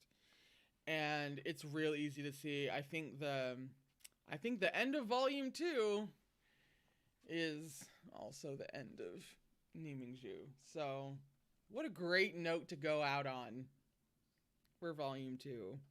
That's not painful at all. No. We're not gonna get emotional about that. I do definitely see more of where the three Zune ship comes from now. That definitely makes sense to me. There's certainly shippable stuff in here. Yeah.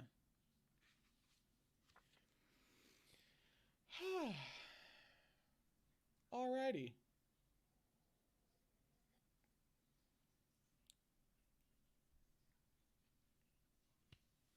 Oh yeah, Nimingju, he's a great character. He's especially a great character mixed in with everybody else, right?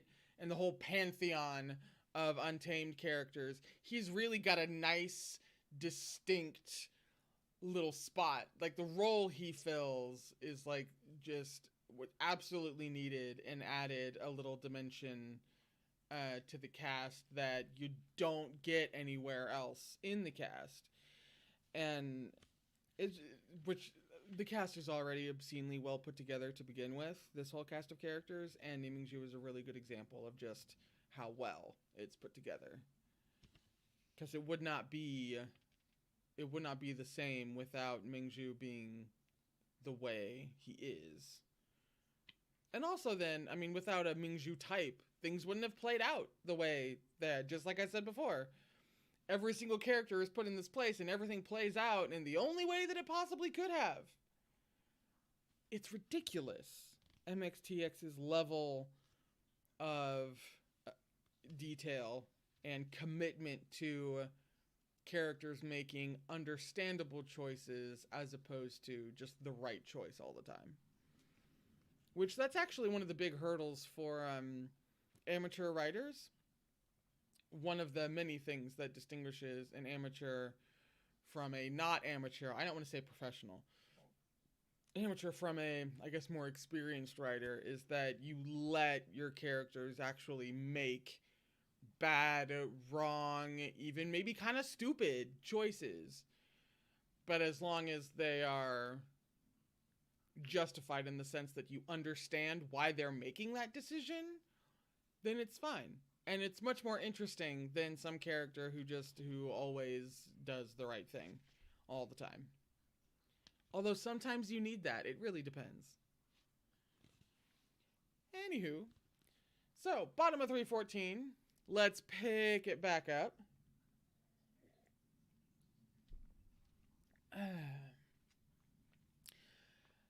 The three Zune were at the Impure Realm, residence of the Ni clan of Qinghe.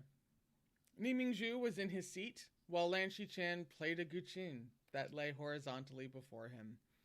The tune came to an end, and he placed his hand over the strings, calming its vibrations. Jing Guangyao smiled. All right, now that I've heard Urga's playing, I'll be sure to smash my guqin as soon as I get home. Sendi's playing would be considered very good outside of Gusu, Lan Shichen assured him. Was your mother the one who taught you? No, I taught myself through observation. She never taught me these sorts of things, only how to read and write. She also bought some expensive swordplay and cultivation manuals for me to study. Lan Shichen was astonished. Swordplay and cultivation manuals? Urga, you've never seen those before, have you? Jing Guangyao explained. They're small booklets sold by common folk with random figure drawings and a lot of fanciful text. Lan Shichen shook his head with a smile. Jing Guangyao shook his head too.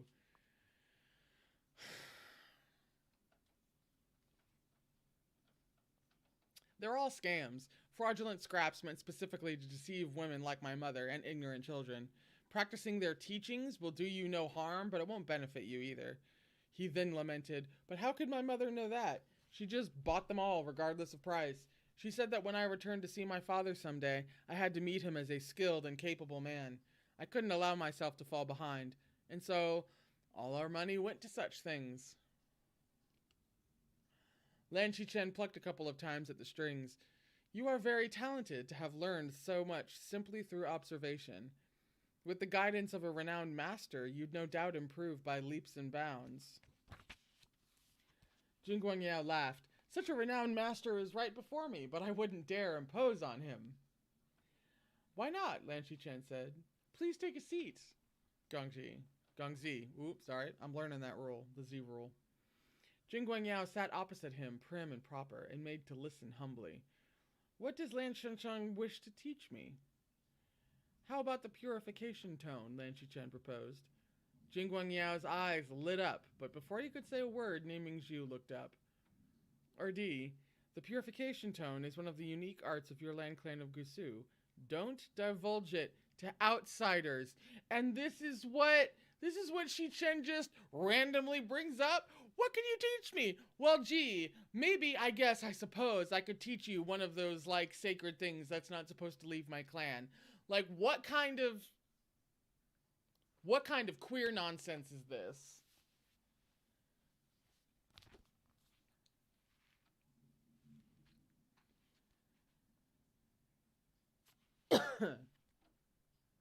Lan Qichen didn't seem to consider this an issue.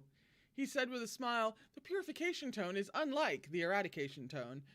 Its purpose is to clear the heart and calm the mind. Why keep such a helpful healing art all to ourselves? Besides, how could teaching it to Sandy be considered divulging to an outsider? Ooh, okay.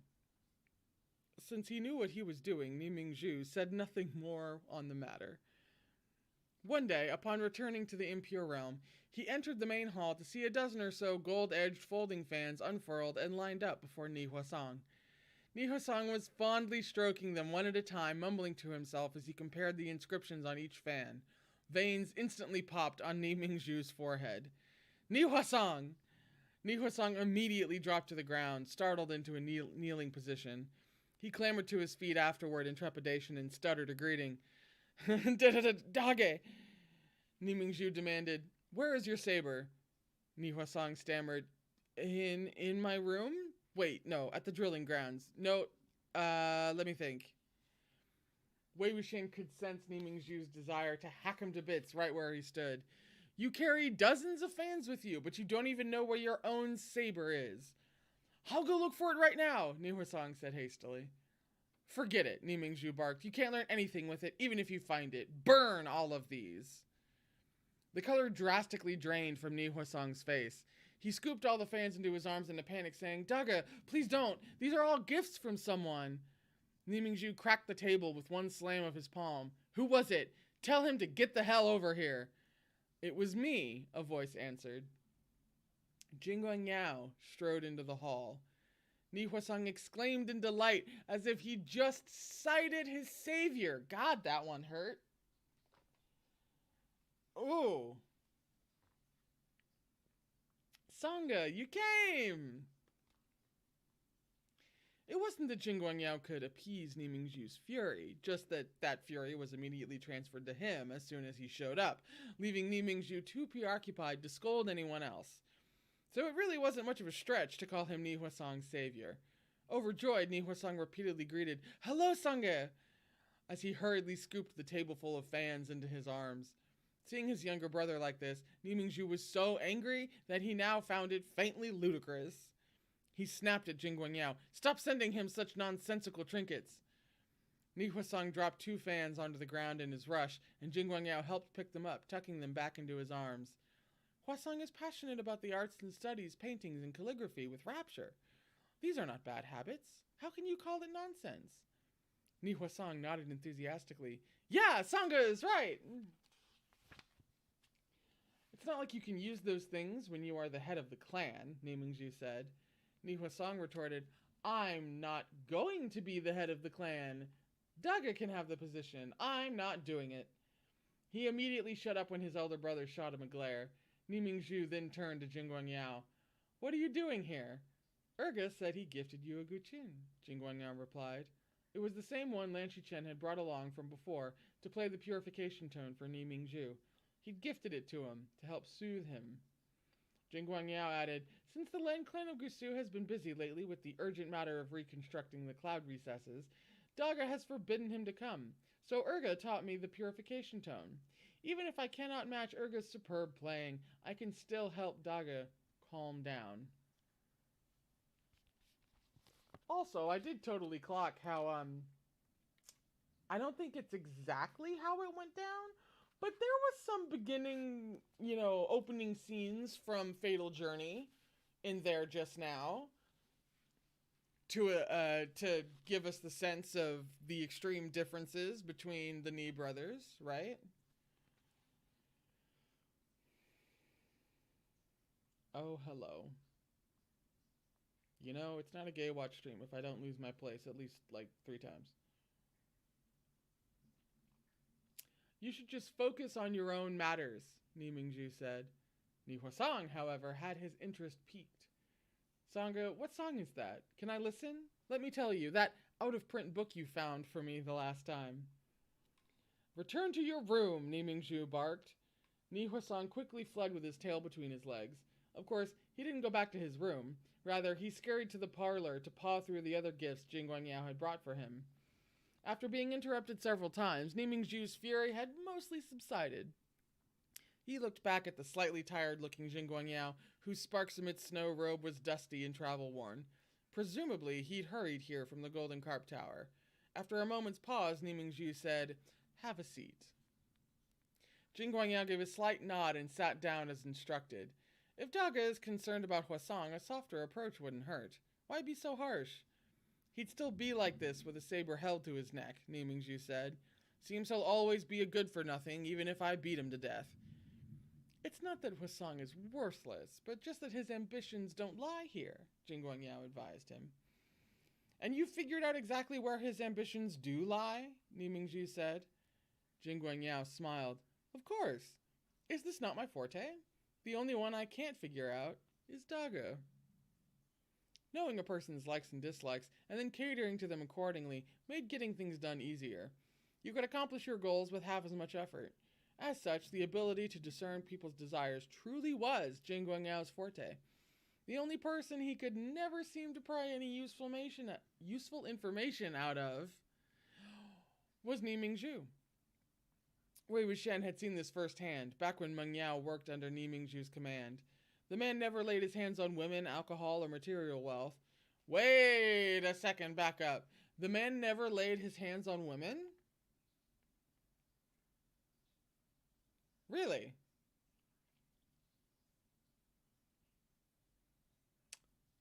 I mean, I understand. But also at the same time, I don't know. I clock things like that. I get that he's focusing on, if anything, you could also kind of make a case for Mingju to be somewhere on the ace spectrum, if you wanted to. Which actually I think would be interesting. In fact, there was something earlier that tripped my A-spec radar about Mingju, I believe. Oh, it was in this session, too. Damn, there was something about that also did it. I would have to go back and find it, though.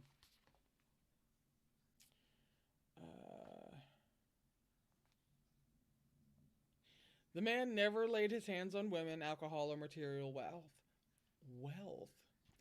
Paintings, calligraphy, and antiques were all piles of ink and mud in his eyes.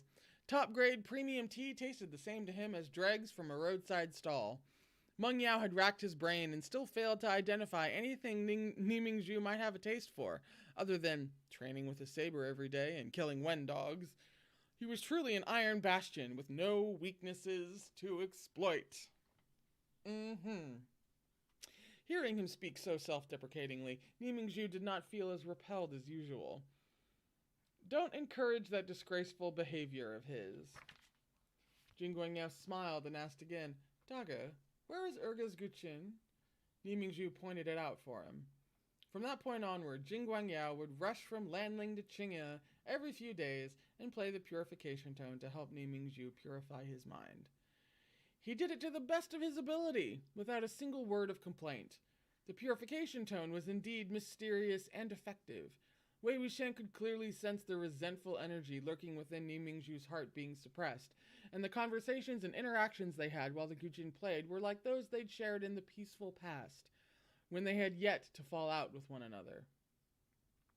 Perhaps being unable to get away from the reconstruction of the cloud recesses was merely an excuse on Lan Shichen's part. Perhaps he only wanted to give Ning Mingzhu and Jing Guangyao an opportunity to ease the tension in their relationship. And then it wound up fucking... Oh, God. No. Oh. Ugh. Ugh. Pain. But the thought had only just occurred to Wei Wuxian when an even more maniacal fury surged up within Ning Mingzhu. He threw off 2 disciples who didn't dare try to stop him again, and barged straight into Blooming Garden. Lan Shichen and Jing Guangyao were solemnly discussing something in the study, with several blueprints marked in various colors spread out on the table before them. Lan Shichen was slightly taken aback by his intrusion. "Daga? You stay right there," Ni Mingzhen said to Lan Shichen. Then he said coldly to Jing Guangyao, "You come out." Jing Guangyao looked at him, then looked at Chen Shichen. He smiled. "Urga, might I trouble you to help me sort these plans out? I must go discuss some private matters with Daga first. I'll beg your thoughts after." I think I just hit the mic again. Lan Shichen looked worried, but Jing Guangyao followed Ni Mingzhu out. They had only just arrived at the edge of Golden Carp Tower when Ni Mingzhu struck out at him. Several nearby disciples looked alarmed, but Jing Guangyao nimbly dodged the blow and motioned for them not to make any rash moves. He turned to Ni Mingzhu.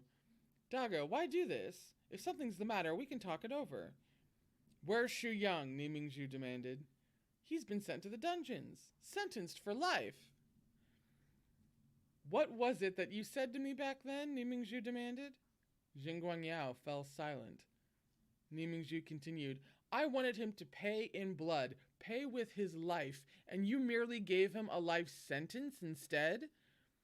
Jing Guangyao replied cautiously, "As long as he is punished and cannot commit such crimes again, does it truly matter if he pays with his life?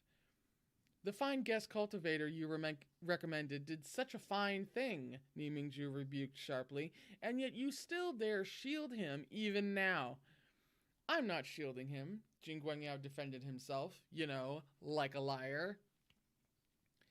"The incident with the Chain Clan of Yu Yang shocked me greatly as well. How could I have anticipated Shu Yang would slaughter a family of over 50 people? But my father insists on keeping him." "Shocked?" Ni Mingzhu exclaimed. "Who was the one to recruit him? The one who recommended him? Gave him an important position? Stop using your father as cover. How could you not have known what Shu Yang was doing?" Jing Guangyao sighed. "Daga, it really was on my father's orders. I couldn't refuse. You're demanding that I dispose of Shu Yang, but how would you have me explain my actions to my father afterward?" "No excuses," Ni Mingzhu said. "Bring me Shu Yang's head." Ooh, irony. It seemed Jing Guangyao still had more to say, but Ni Mingzhu's patience was already exhausted. "Meng Yao, don't you dare play games with me. Those tricks of yours no longer work." For an instant, Jing Guangyao's expression showed a hint of embarrassment, as though some unspeakable affliction of his had been exposed in full view of the public, with nowhere to hide and no hole to crawl into. "Those tricks of mine," he countered. "Which ones? Daga, you constantly castigate me for being calculating, for being unorthodox." Ooh, unorthodox, foil, Wuxian. There's a line that can be drawn there. "You say you stand tall and straight, that you are daunted by nothing, that a real man has no need to resort to underhanded means. Fine. You came from a distinguished background and your cultivation level is high. But what about me? Am I the same? To begin with, unlike you, I don't have a high level of cultivation and a stable foundation. In all my life, no one ever taught me those things." Like, a dad was maybe supposed to impart on his son. "Furthermore, I don't have a prominent family background. You think my place in the Jin clan of Lanling is stable? Did you think I would rise in position with Jin Zixuan's death? Jing Guancheng would rather bring back another illegitimate son than have me succeed him. You tell me not to fear heaven and earth, but I do fear, and I fear people too. It's easy for you to say such things because you're not in my shoes, just like those who have never known hunger can never imagine how it feels to starve." Oh. every time he does this, and he does this a few times, every time someone is, questions his behavior, and he basically comes back with, I'm from off the streets, I'm not like you, of course I have to behave this way, which is also kind of like the basic fundamental way that he justifies like all of his actions to himself, even the ones that aren't warranted and are, super extreme and sadistic. The amount of times he does that, it's like every single time he has a point, but then the more you learn about him and the more you see the things that he does over the course of the book, it's like your stance is getting just a little weaker, but on the other hand, a little bit stronger because he's a product of his environment. Both foils to Wu Shen, Meng Yao and Xu Yang, are intensely products of their environment, just like Wei Wuxian is. The difference with Wei Wuxian is that at some point he had, although a dysfunctional family unit, he had more love available to him than either of them kind of ever did. With the exception of Xu Yang, because Xu Yang had his mom. But I'm about to get off on like a huge tangent about the whole foil situation with them. And that's like a whole essay. And we don't have time since we're trying to finish this and we're getting so close. We're at page like 323. We're at the bottom of 322. So I'm gonna have to put a pin on that for later. But it makes you think. Everything about this damn story just makes you think in one way or another. Ni Mingzhu said coldly, at the end of the day, what you really mean is that you do not want to kill Xu Yang and do not want to jeopardize your status in the Jing clan of Lanling. Of course I don't, Jing Guangyao shot back. He raised his head, his eyes blazing with indiscernible flames. But Daga, I've been meaning to ask you one thing. You've taken far more lives than I have, so why is it that, when I was forced by circumstance to kill a few cultivators so long ago, I must still endure you constantly nagging me about it, even to this day? He, once again, just as right as he is wrong, Ni Mingzhu laughed out of sheer anger. Fine, I'll answer you. Countless people have perished by my saber, but I've never killed for my own selfish desires, or worse, killed for the sake of climbing to the top. Oh! Once again, I need that comic of, the judge. Oh, man. Daga, I understand what you mean now, Jing Guangyao said. Are you trying to say that everyone you killed deserved it? Deserve is a manipulative word to use there, considering the context in which Ni Mingzhu kills people. He chuckled and, with an inexplicable burst of courage, took a few steps towards Ni Mingzhu.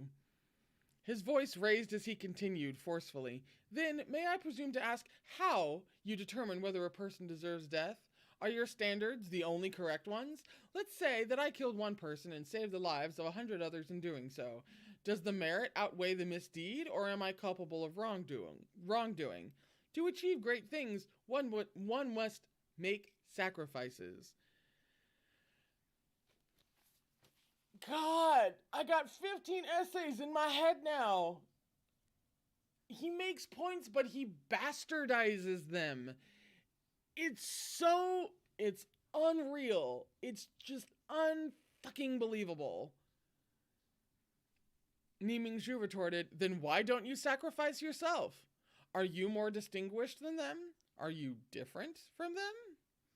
Jing Guangyao looked steadily at him. Then, as if he'd finally made up his mind, and in the same moment given up on something, he calmly replied, yes.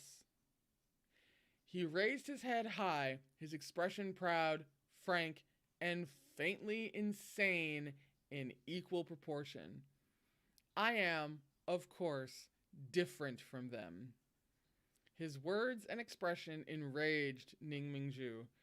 He lifted a leg, and Jing Yao, caught completely off guard, did not dodge. He took the full force of the kick and tumbled down Golden Carp Tower once more. Ooh, babe. If Ni Mingzhu wasn't dead before. Oh, man. Did we have to have art for it, though? What the hell? What the ever-loving hell? Wow. Wait a second. Really short random aside. But Tolkien asserts that Lord of the Rings isn't World War, oh shit, 1 or 2? 1, I believe. Allegory? Really? Then that was some deeply subconscious shit. Yeah. Because, no. Like, I'm sorry, no. Okay. Anyway. Ni Mingzhu lowered his head and bellowed down at him, as expected of the son of a prostitute. See? See? Jing Yao rolled for over 50 steps before he landed on solid ground. He didn't lie sprawled there for even a moment, but crawled immediately to his feet. He waved away the servants and sect disciples gathering around him and brushed the dust off his sparks amid snow robe. Then, very slowly, he raised his head to meet Ni Mingzhu's eyes with a gaze that was calm and even somewhat apathetic. Ni Mingzhu drew his saber, just as a worried Lan Xichen, who'd been waiting in vain for them to return, walked out of the inner hall to see what was happening. At the scene before him, he immediately drew Shoyue, too. What happened between the two of you this time? It's nothing, Jing Yao said. Many thanks to Daga for your lesson. Do not stop me, Ni Mingzhu snapped. Put your saber away first, Daga, Lan Xichen pleaded. Your mind is in turmoil. No, it is not. I know very well what I'm doing, Ni Mingzhu argued. He's incorrigible. If this goes on, he will be a scourge upon the world. The sooner I kill him, the sooner we can live in peace. Ooh, when you're accidentally right about everything. Lan Xichen froze. Daga, what are you saying? Don't tell me all he gets in return for constantly rushing back and forth between Qing'e and Lanling these days is being called incorrigible? When dealing with someone like Ni Mingzhu, the optimal strategy was to mention debts owed, both of kindness and enmity. Sure enough, Ni Mingzhu faltered a little as he cast a glance down at Jing Yao, whose forehead was bleeding. As well as the new wound from the fall, he sported an older, bandaged injury that had been concealed by the black gauze cap he was wearing. Wounds both old and new had been torn open, so Jing Yao tugged off the bandage and dabbed it against his head, wiping away the fresh blood so it would not stain his clothes. He then tossed it to the ground and stood there unspeaking, his thoughts indiscernible. Wait! Wounds, both old and new, had been torn open. The metaphor. Second time down the stairs is gonna remind you of, man, fuck MXTX. I hate her so goddamn much. Jesus Christ. That just threw me totally, where am I? He then tossed it to the ground and stood there unspeaking, his thoughts indiscernible. Lan Xichen looked back and said, Sandi, why don't you go back first? I'll talk to Daga. Jing Yao bowed in their direction, then turned on his heel and left. Noticing Ni Mingzhu had slackened his grip, Lan Xichen withdrew his blade as well and patted his shoulder to lead him over to the side. Daga, he said as they walked, you probably don't know, but Sandi's situation really is not good. The way he puts it, one would think he lives forever in abject misery, Ni Mingzhu said frostily. When you're accidentally right about everything.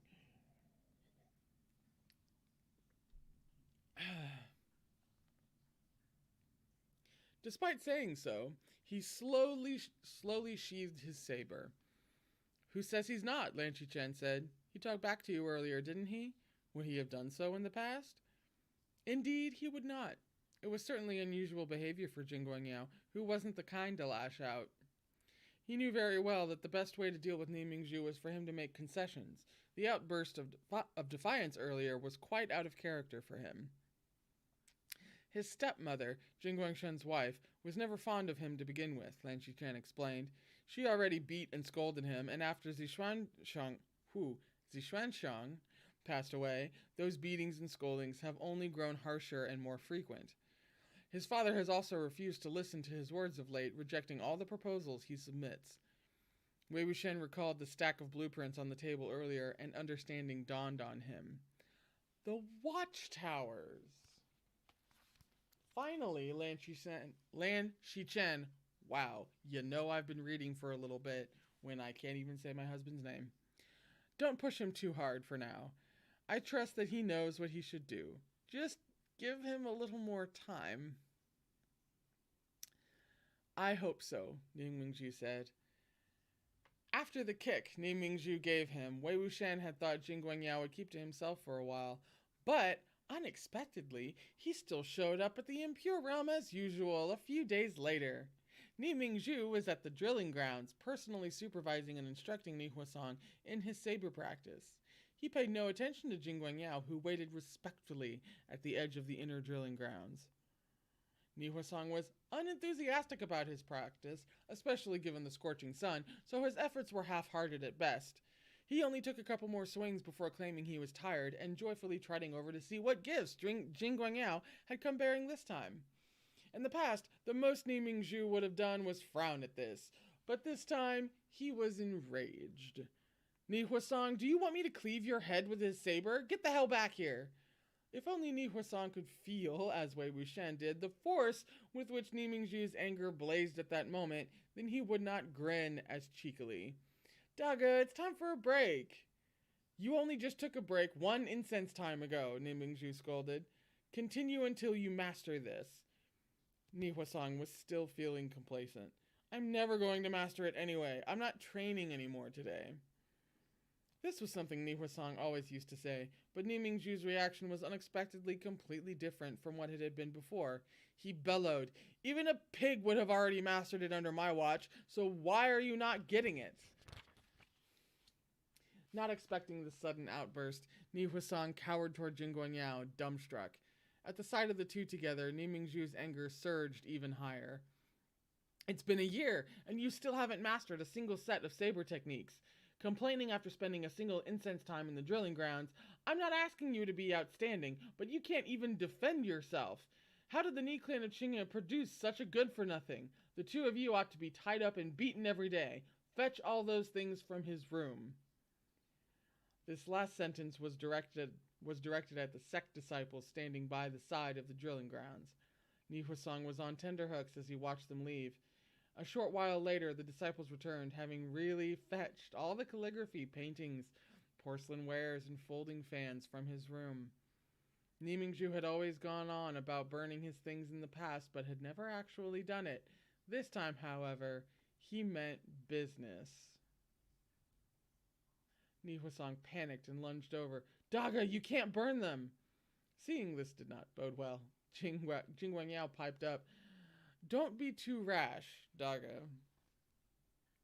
But Ni Mingzhu had already swung out his saber, engulfing the pile of exquisite things at the center of the drilling grounds in a towering, raging fire. Ni Huasong let out a tragic wail and pounced into the fire to save them. Jing Guangyao hurriedly pulled him back to stop him. Huasong, careful! Ni Mingzhu struck out, and the two items of white porcelain Ni Huasong had grabbed from the fire shattered to pieces in his hands.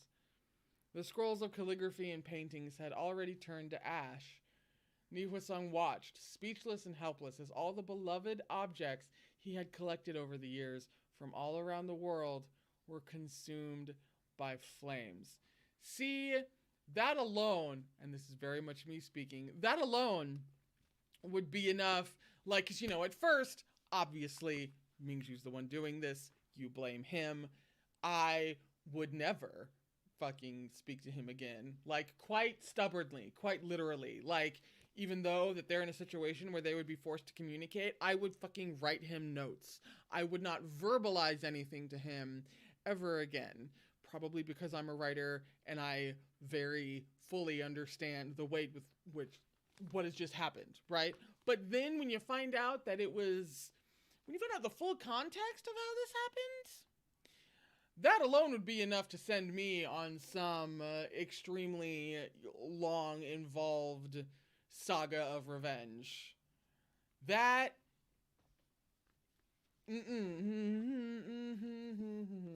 No. Jing Yao grabbed his palms to inspect them. Were you burned? He turned to the other sect disciples. Might I trouble you to go prepare some medicine? The sect disciples acknowledged him and left to do so. Ni Huasong stood rooted into the ground, his whole body shaking as he looked at Ni Mingzhu with eyes that were gradually growing bloodshot. Jing Yao, noticing this, put his arm around his shoulders. He said softly, Huasong, how are you? Don't watch this anymore. Let's go inside to rest. Ni Huasong's eyes continued to redden. He remained silent. Jing Yao continued, it's no big deal if they're gone. Sangha will find more for you in the future. He brings those things into the house again, and I'll burn them all too, Ni Mingzhu said coldly. Indignation and exhaustion flashed across Ni Huasong's face. He flung his saber to the ground and yelled, Go ahead then! Jing Yao hurriedly said, Huasong, your Daga is just angry right now. Don't... Ni Huasong bellowed back at Ni Mingzhu. Saber, saber, saber! Who the fuck wants to practice this crap? What if I'm happy being a good for nothing? Whoever else wants to be clan leader can go right ahead. If I can't do it, I can't do it. If I don't like it, that's what it means. What's the point of forcing me? He kicked his saber away and dashed out of the grounds. Jing Yao called after him, Huasong, Huasong! This whole thing! But just as he was about to give chase, Ni Mingzhu ordered coldly, Hold it. Jing Yao paused and turned around. Ni Mingzhu shot him a look and demanded with barely suppressed anger, You still dare come? To admit fault, Jing Yao replied in a small voice. That skin of his really is way thicker than mine, Wei Wuxian thought. Yeah. You know how to do that? Ni Mingzhu said derisively. Jing Yao was about to speak when the sect disciples who'd gone to retrieve medicine returned. Sect leader Lan Fengzun, Gongji, locked the door and is refusing to let anyone inside. Let's see how long he lasts. The nerve of him. Thanks for the trouble, Jing Yao said pleasantly to the sect disciple. Why don't you give me the medicine? I'll deliver it to him in a bit. He took the medicine bottle. When the others had left, Ni Mingzhu demanded, Why exactly are you here? Has Daga forgotten? Today is Guqin Day, Jing Yao replied. The matter of Shu Yang is non-negotiable, Ni Mingzhu said, point blank. There's no need for you to curry my favor. It's futile. First, I'm not trying to curry your favor, Jing Yao said. Second, if it's futile, why does Daga dread it so? Ni Mingzhu didn't answer. Daga, you've been putting more and more pressure on Huasong lately, Jing Yao continued. Could the saber spirit be... He paused briefly, then asked, Does Huasong still not know about the saber spirits? Why tell him so soon? Ni Mingzhu said. Jing Yao heaved a sigh. Huasong may be spoiled rotten, but he can't stay the idle second young master of Qinghe forever. There will come a day when he learns Daga has his best interests at heart, just as I've come to know that Daga has my best interests at heart. Really gotta hand it to him, Wei Wuxian thought. I could never say something like that in 2 lifetimes, but he controlled his tone so well that it sounded totally natural. Sincere, even. Ni Mingzhu said, If you really think that, then bring me Shu Yang's head. Unexpectedly, Jing Yao immediately replied, Done. Ni Mingzhu regarded him. Jing Yao matched his stare squarely and repeated again, It will be done. As long as Daga gives me one last chance, then within 2 months I will personally bring you Shu Yang's head. And if you don't, Nimingzhu asked. Jing Guangyao spoke with conviction. Then Daga can do with me as he sees fit. Wei Wuxian found Jing Guangyao almost admirable at this point. Although the man lived in constant fear of Nimingzhu, he still found 100,000 ways and words to wheedle another chance out of him. When night fell, Jing Guangyao was back to playing the purification tone inside the impure realm as if nothing had happened. Despite the solemnity of the vow Jing Guangyao had made him, Nimingzhu never saw those 2 months pass. One day, the Ni clan of Qingye hosted a martial arts drill. Nimingzhu was passing by a guest accommodation house when he suddenly heard hushed voices inside. One sounded like Jing Guangyao. Moments later, there came another unexpectedly familiar voice. Daga swore an oath of brotherhood with you, Lan Shichen said.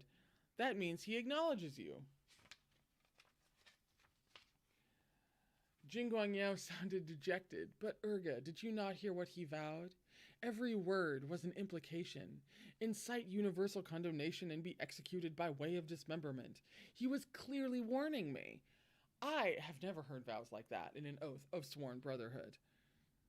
He said, should you stray in loyalty, Lan Shichen replied gently.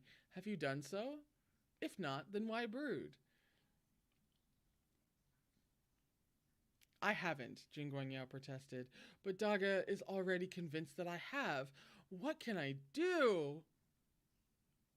He's always treasured your talent and hoped you would walk the right path, Lan Shichen said. It's not as though I don't know right from wrong. It's just that there are times when I really don't have a choice, Jing Guangyao said. I'm beset with difficulties everywhere I go, and I must bear the brunt of everyone's temper. The others I can deal with, but what have I done to let Daga down? Urga, you heard how he insulted me last time. Lan Shichen sighed. It was simply a poor choice of words in a moment of anger. Daga's disposition is no longer as it once was. It would be best if you never provoke his ire again. He's been deeply afflicted by the saber spirit's torment of late, and still quarreling with Huasong. They have yet to reconcile. Jing Guangyao's voice was choked with sobs. If he can say such things in a fit of anger, then what does he usually think of me? I didn't choose my background. My mother couldn't choose her fate. Must I expect to be degraded my whole life? If that's the case, then how is Daga different from all the others who look down on me? No matter what I do, in the end, he still dismisses me with a single son of a prostitute. Last night, Jing Guangyao had been having a heart-to-heart with Nimingzhu as he played the guqin with none of these complaints. But now here he was, pouring out his woes to Lan Shichen. The moment Nimingzhu realized he was sowing such discord behind his back, he flew into a rage and kicked in the door. The raging flames in his head spread throughout his body, and he roared at Jing Guangyao like thunder crashing in his ears. You wretch! The moment Jing Guangyao saw him enter, he dodged behind Lan Shichen, scared out of his wits. Sandwiched between the two of them, Lan Shichen couldn't get a word out before Nimingzhu was already lunging with his saber drawn. Lan Shichen drew his sword to parry and cried to Jing Guangyao, "Run!" Jing Guangyao bolted out the door. Nimingzhu shook off Lan Shichen and snarled at him, "Don't stop me!" He chased after Jing Guangyao. As he rounded a long corridor, he suddenly saw Jing Guangyao leisurely walking toward him. He struck with his saber and blood spurted forth, painting his surroundings red in an instant. But Jing Guangyao had clearly just been running for his life. Why would he be doubling back in so leisurely a manner? Once Nimingzhu had struck, he staggered for a stretch and then charged to the square. He looked up, panting, and Wei Wuxian could hear the loud thumping of his heart. Jing Guangyao! In the square, all around, every person going to and fro, they all bore the appearance of Jing Guangyao. Nimingzhu had qi deviated. His mind was lost to him. He only knew to kill Jing Guangyao. He hacked at everyone around him, filling the air with screams.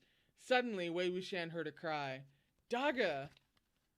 Nimingzhu jolted at the sound of that voice. Calming down somewhat, he turned his head to look, and finally, blearily, saw a different face from the field of Jing Guangyao's. Ni Huasong was clutching his arm, which had been wounded by Ni Mingzhu's saber.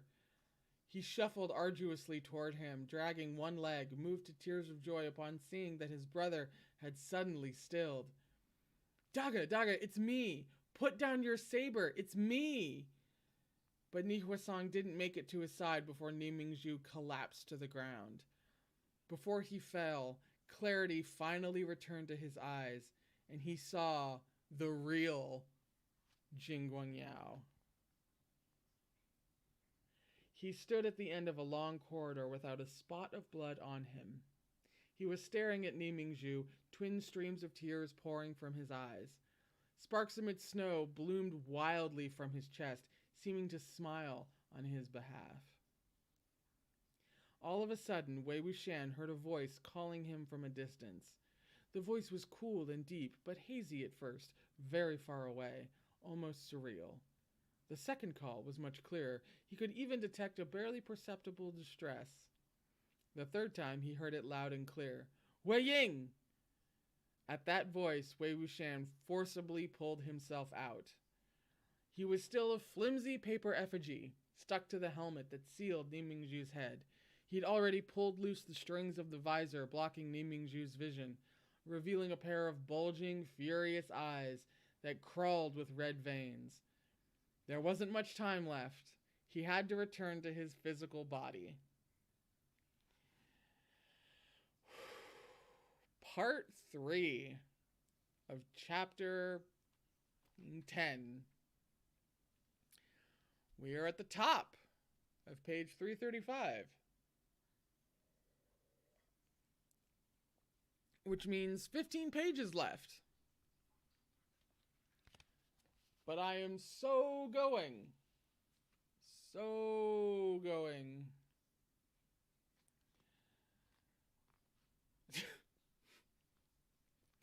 Annie, though, technically in the Untamed, Meng Yao kept his promise to Ni Mingzhu to bring Ni Mingzhu Shuyang's head. Just it was still attached to his body. Thank you for that, Annie. Part 3.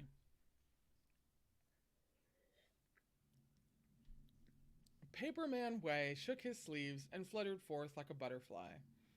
Unexpectedly, the moment he charged out from behind the drapes, very Hamlet, he saw someone standing in the shadowed corner of the secret chamber. Meng Yao gave an easy smile and soundlessly drew the soft sword hung at his waist. There's a note about a soft sword here, though. A soft sword is a type of sword with a highly flexible blade. While it is not suitable for stabbing and slicing, its sheer attack speed and unpredictable movements make it a formidable weapon to face in battle. It can easily bend around an enemy's guard and sever arteries in the neck or strike the side or back.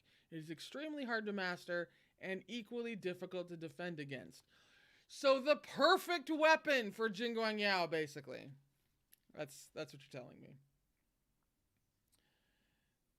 This was the famous Han Sheng. Back when Meng Yao was undercover at Wen Rohan's side, he often hid this soft sword around his waist or his wrist for use in dire situations. Han Sheng's blade was so soft and so flexible that one might almost believe the sword itself was equally quick to concede and yield, when in fact it was vicious, sharp, and unrelenting. The fucking metaphor. Once Han Sheng was wrapped around its prey, Meng Yao would release into it a current of strange spiritual power, and the soft sword, which seemed so much like gentle spring waters, would wring its prey to pieces. I'm so mad! It had destroyed many famous swords in exactly this way, reducing them to nothing but piles of scrap metal. Holy Jesus! There we go. Han Sheng was currently like a venomous snake with glimmering silver scales, chasing and biting at the paper effigy. If Wei Wuxian was even slightly careless, he would be caught between those fangs. Paperman Wei flapped his sleeves and agilely evaded the sword, dodging left and right. All the same, this wasn't his own body. He nearly caught a bite from Han Sheng's tip, and if this went on much longer, he'd be pierced through for sure. Suddenly, he spotted a longsword lying quietly on one of the lattice shelves. It had clearly been neglected for many years, as layers of dust covered it and the surrounding shelf. Amazingly, it was his old sword that I always have a hard time pronouncing. Swibian? Swibian? Something like that? Yes? Paperman Wei pounced onto the lattice shelf and stomped on the hilt of Swibian. Shing! It heeded his call, and the blade sprung from its sheath. Swibian shot forth and began tangling with Han Sheng's eerie sword glare. Once the shock on Jing Guangyao's face subsided, he quickly smoothed out his expression. He nimbly twisted his wrist a few times, causing Han Sheng to wrap itself around Swibian's snow-white blade like a tangling vine, then released it to let the two swords fight on their own. Meanwhile, he hurled a talisman in Wei Wuxian's direction. The talisman ignited into blazing flame as it sailed through the air. Wei Wuxian felt the scorching heat blast toward him. While the two battling blades blinded the room with their flashing glares, he used this opportunity to fervently flap his paper sleeves and shoot out of the secret chamber. He was almost out of time. Wei Wuxian couldn't afford to take it slow and ensure he wasn't spotted. He flapped all the way back to the guest house, incidentally arriving just as Lan Wangji opened the door. He flapped hard one last time, pouncing right onto Lan Wangji's face, where he clung tightly, seeming to shake, tremble, shiver. No! Oh no! Oh no! Lan Wangji's eyes were covered by the paper effigy's expansive sleeves. He let him tremble there for a bit before he gently plucked him off. Fucking stop! God! A brief moment later, Wei Wuxian successfully returned to his body. He immediately drew in a deep breath, lifted his head and opened his eyes, then shot to his feet. However, his body hadn't adjusted yet. His head spun and he swooned forward. Seeing this, Lan Wangji immediately caught him. But Wei Wuxian's head unexpectedly shot up at the same time, colliding with Lan Wangji's chin. They both grunted. Oh, I thought the wife had just gotten home. Wei Wuxian felt his head with one hand while his other rubbed Lan Wangji's chin. Oops, sorry, are you okay, Lan Zhen? After letting him rub a few more times, Lan Wangji gently moved his hand away and shook his head. Wei Wuxian tugged at him. Let's go! Lan Wangji rose to his feet without question. They were already on their way before he asked, where to? Fragrance Palace, Wei Wuxian replied. The bronze mirror inside the palace is the entrance to a secret chamber. His wife accidentally uncovered some secret of his and got dragged inside so she could still be in there. Qi Fengxun's head is in there too. Jing Guangyao would definitely lose no time strengthening the seal on Ni Mingju's head and moving it elsewhere. However, he could move ahead, but not his wife. Qin Su was the first lady of Golden Carp Tower and had very recently been seen at the banquet. To have someone of such honorable status vanish so suddenly, people would surely have questions. Sorry, I just clocked the image that they gave me earlier about Wei Wuxian feeling his head with one hand, but his other hand is like rubbing Lan Wangji's chin. That was a delayed bomb that just went off in my head. He had to use this opportunity to barge in and take care of this in the fastest way possible, leaving Jing Guangyao no time to fabricate lies and seal lips. The two moved with earth-shaking momentum, kicking aside anyone who blocked their path.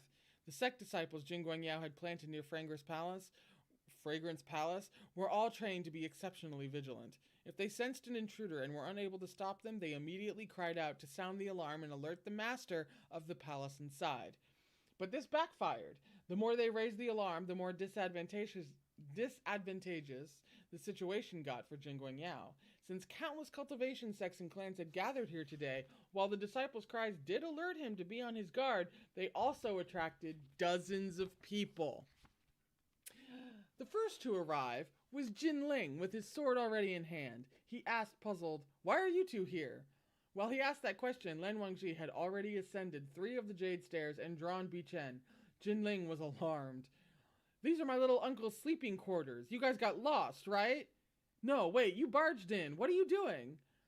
Everyone who had gathered at Golden Carp Tower, from the heads of various clans to individual cultivators, rushed over curiously. What's going on? Why is there such a commotion here? This is Fragrance Palace. Is it all right for us to be here? I heard the alarm blare just now. They were either unnerved or frowning in silence. No sound came from inside the sleeping palace. Wei Wuxian gave a casual knock. Sect Leader Jin? Cultivation Chief Jin? Jinling was furious. What are you trying to do? You've dragged everyone here. These are my little uncle's sleeping quarters. Sleeping quarters, do you understand? Didn't I tell you not to? Lan Shichen walked up the steps, and Lan Wangji regarded him. The two locked eyes. At first, Lan Shichen looked taken aback. Then his expression instantly grew complicated, like he was still in disbelief. But it seemed he understood. Ni Mingju's head was inside Fragrance Palace. Just then, a smiling voice addressed them. What's going on? Could my hospitality have been so inadequate during the day that everyone has come here to continue feasting into the night? Meng Yao strolled out from behind the crowd. Right on time, Lan Fengzun, Wei Wuxian said. If you'd come out any later, we wouldn't have been able to see the thing inside the secret chamber of your Fragrance Palace, huh? I love him. I love him. Meng Yao looked taken aback. Secret chamber? The crowd was doubtful, unsure what was happening. Meng Yao remained slightly confused. What is it? Secret chambers aren't that strange, are they? As long as they possess rare spiritual weapons, who doesn't have some secret chambers to serve as vaults in their homes? Lan Wangji was about to speak, but Lan Shichen beat him to it. Ah Yao, he said, might you open the door for us and allow us to view this secret chamber? Meng Yao seemed to find this request strange and was hesitant to grant it. Erga, it's called the secret chamber because the things stored in there are meant to be hidden. Asking me to open it so suddenly is... He couldn't possibly have moved Chinsu elsewhere in such a short period of time without anyone noticing. A transportation talisman could only transport the caster, and based on Chinsu's current state, she definitely had neither the spiritual power to fuel it, nor the desire to use it, which meant she must still be inside, either alive or dead. Either way, her presence would prove fatal to Meng Yao. Though cornered, Meng Yao continued to calmly make excuses, but the more he declined, the firmer Lan Shichen's tone grew.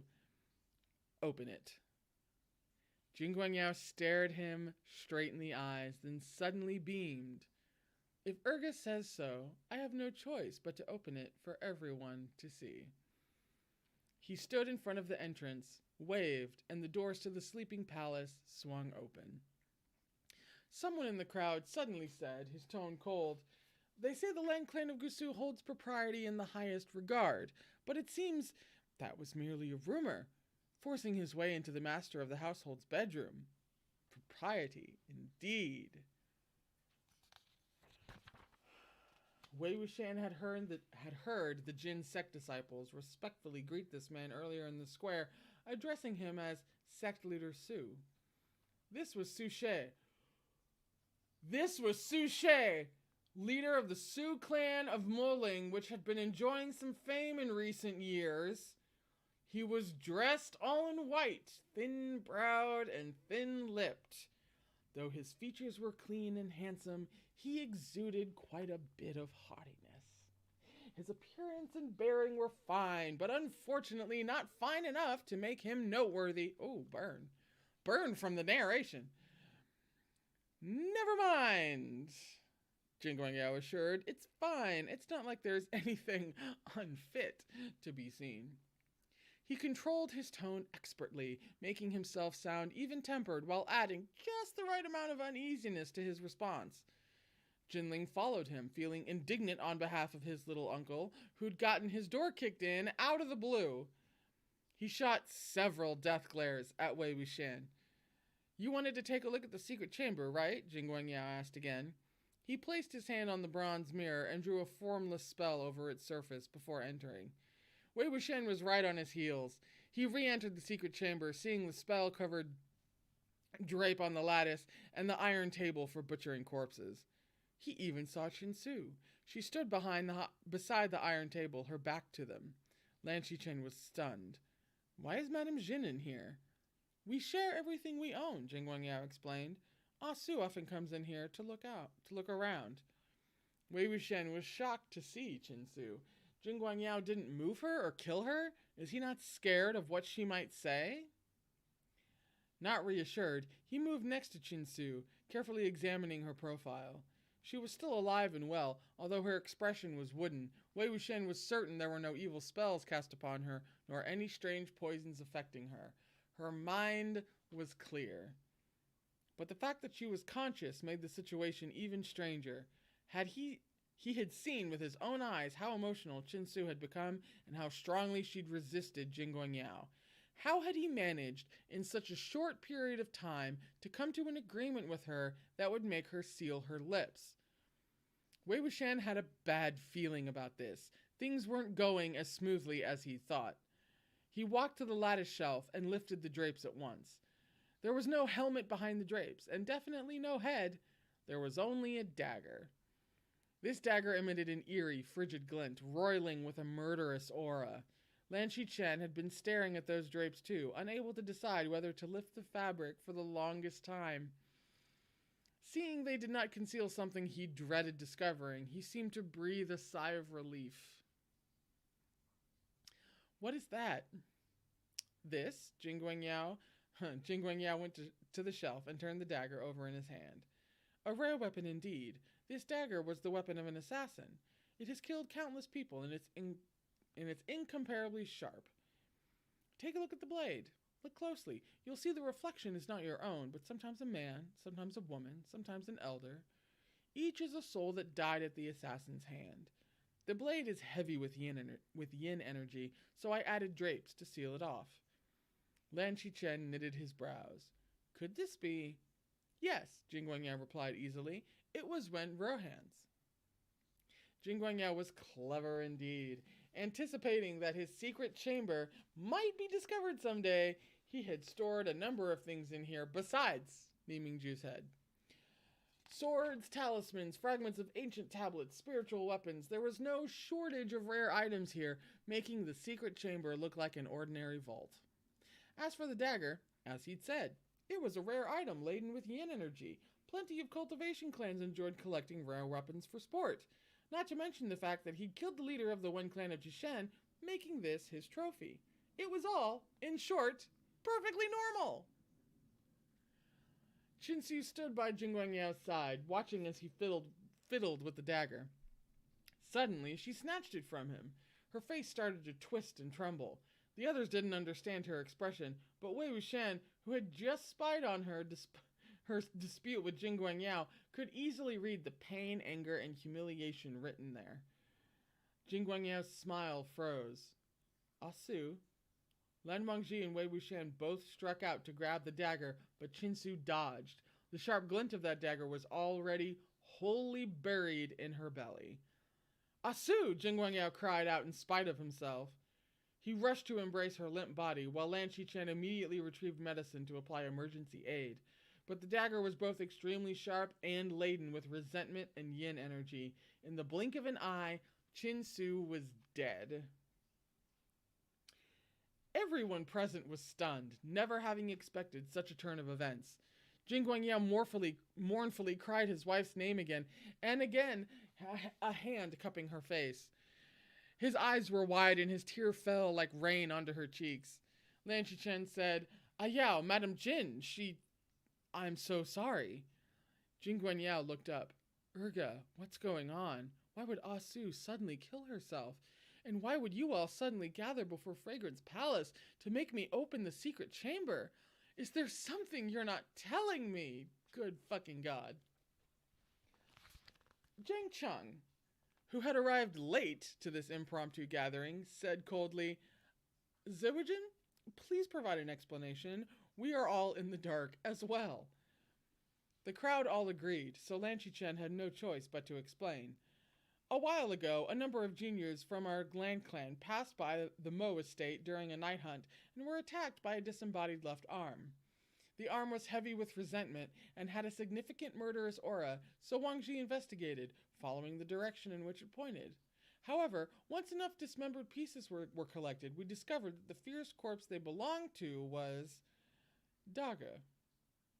An uproar erupted both inside the treasure room and out. Jing Guangyao was utterly stunned. Daga? Wasn't Daga buried? I saw it myself. Ni Huasang thought he had misheard too. Daga, he asked incoherently. Shichenga? You said it's my Daga. And your Daga too? Lan Shichen nodded gravely. Ni Huasang's eyes rolled back and he fell forward in a heap with a thud. The circle of people shouted in panic. Sect Leader Ni! Sect Leader Ni! Call a doctor!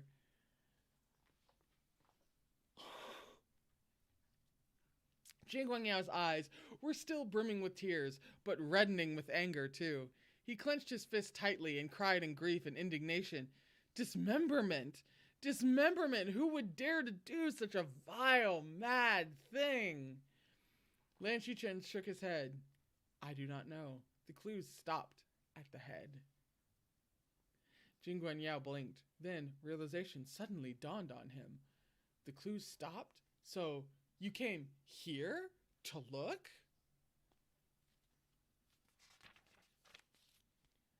Lan Shichen was silent. When you wanted me to open the secret chamber earlier, Jing Guangyao asked with disbelief, it was because you suspected that Dage's head is here with me? Guilt now colored Lan Shichen's face.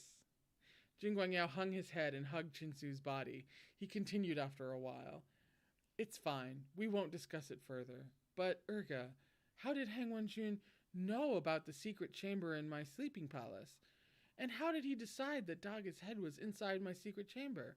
Golden Carp Tower is heavily guarded. If I really did it, would Daga's head be so easily discovered? Lan Shichen was actually stumped by this question. So was Wei Wuxian. Who could have imagined that Jing Guangyao wouldn't just move the head in such a short period of time, but also do or say something that drove Chinsu to kill herself in public and seal her own lips? As the gears rapidly spun in Wei Wuxian's head, Jing Guangyao sighed. Xuanyu, was it you who told my Urga and the others? What's the use in telling such an easily disproven lie? One of the clan leaders was puzzled. Li Fengjun, who are you talking about? Who else? Another voice replied coldly. The one standing right beside Hang Wenjun. Everyone's eyes turned that way. The one who just spoken was Suchet. Those not of the Jing clan of Lanling might not know him, he said. This man is Mo Xuanyu, who was expelled from the Jing clan of Lanling for improper behavior, for harassing Lan Fengjun. Recently, there have been rumors that he somehow managed to charm Hang Wenjun. He's been following him everywhere, the two of them roaming the land together. It truly boggles the mind why Hang Wenjun, who has always been known for his elegance and righteousness, would keep such a person by his side. Jinling looked incredibly upset at those words. Amidst the hushed whispers in the crowd, Jing Guangyao laid down Chinsu's body and slowly rose to his feet. He placed his hand on the hilt of Hansheng and took a threatening step toward Wei Wuxian. I won't mention what is now in the past, but please tell me the truth. Do you have anything to do with Asu's inexplicable suicide? When Jin Guangyao lied, he did so with aplomb, playing the part of the guiltless victim to perfection. Every person who heard him naturally concluded that Mo Xuanyu had slandered Lan Fengjun out of resentment while simultaneously manipulating Madame Jin to make her commit suicide. Even Wei Wuxian couldn't think of a counter-argument in the moment. What should he say? Tell everyone about how he had seen Nin Mingzhu's head? Or how he infiltrated the secret chamber? Talk about the person Chinsu had met, even though the witness herself was now dead? Tell everyone about the strange letter that could so easily be written off as non-existent and fictional? He'd only dig himself deeper if he tried. As he rapidly racked his brain for a plan, Hensheng had already left its sheath. Lan Wangji stood in front of him, and Bi Chen blocked the strike. It's one of my favorite things. Just always. It never gets old.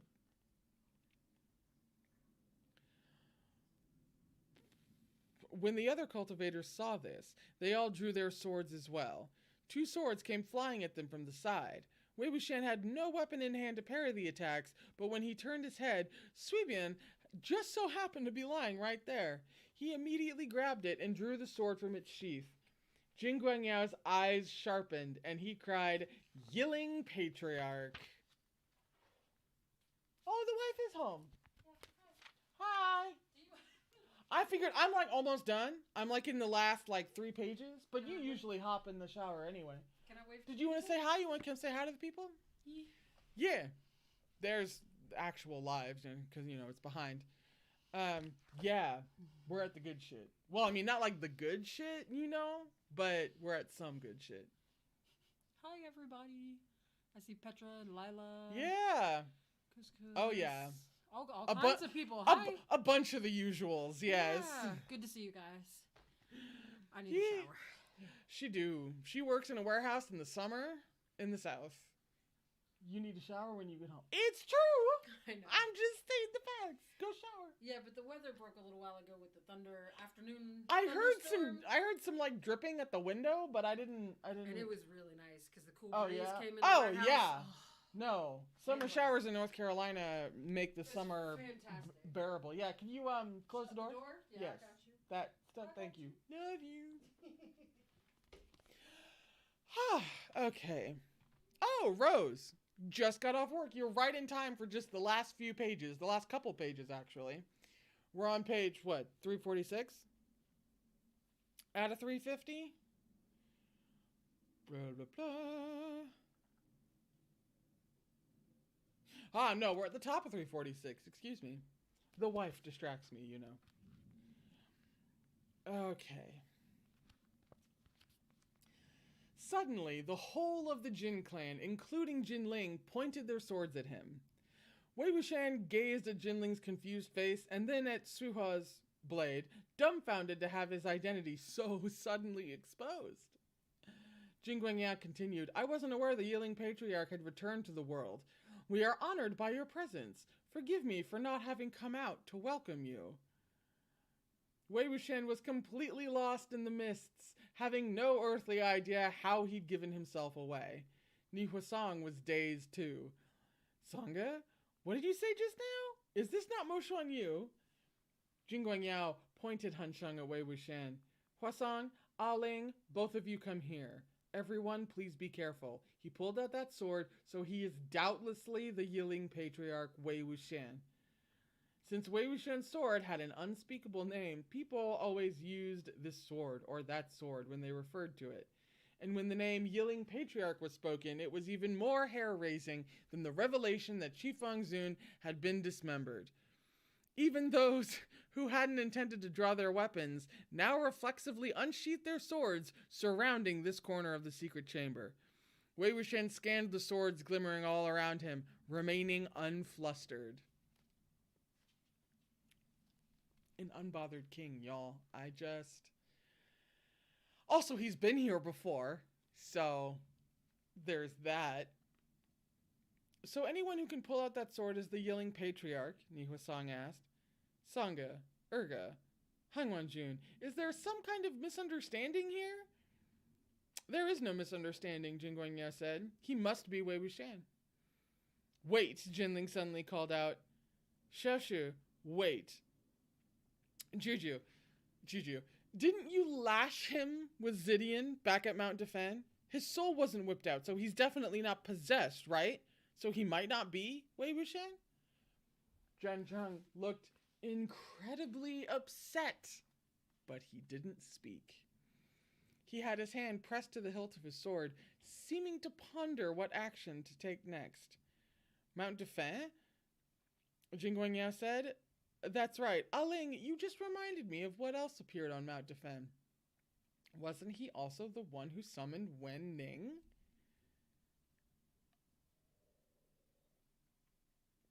Jinling's face turned ashen, as he was not only denied the reassurance he wanted, but also realized he had unwittingly provided further confirmation. "No one here knew this," Jin Guangyao continued, "but when Xuan Yu was still here at Golden Carp Tower, he saw one of the Yilling Patriarch's manuscripts. This manuscript was a dissertation on a particular black magic, sacrifice. It uses the soul and physical body as the price to summon malicious ghosts and evil spirits to seek vengeance on the caster's behalf.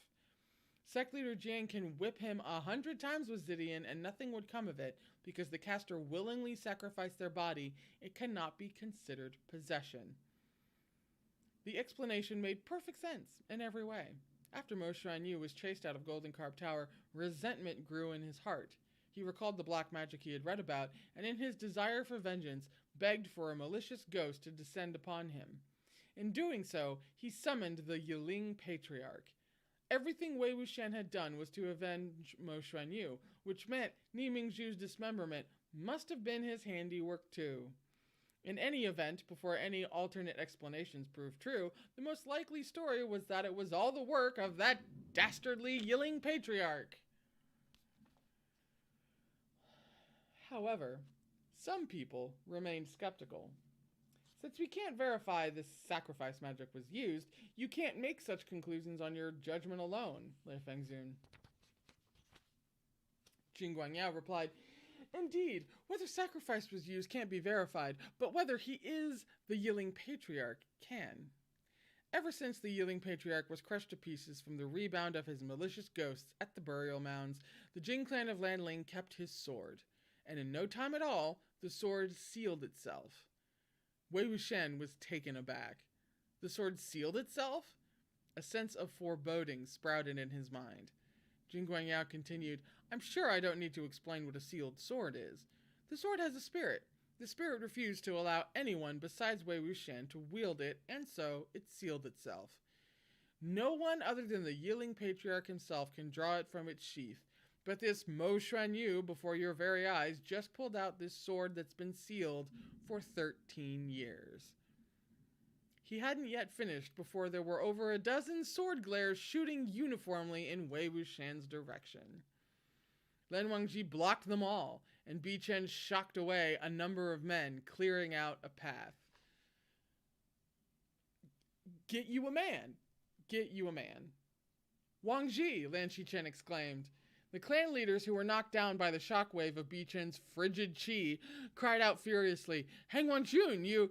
Wei Wuxian wasted no words. He pushed himself up the window lattice with his right hand and weightlessly hopped out. The moment his feet touched the ground, he dashed off. As he ran, his mind was racing as fast as lightning. Jing Guangyao saw that strange paper effigy and saw Suibian unsheathed, so he must have guessed my identity right then. He immediately fabricated a slew of lies, talked Chin Su into suicide, and then purposely cornered me to the lattice shelf where Suibian was stored to tempt me into pulling the sword and exposing my identity.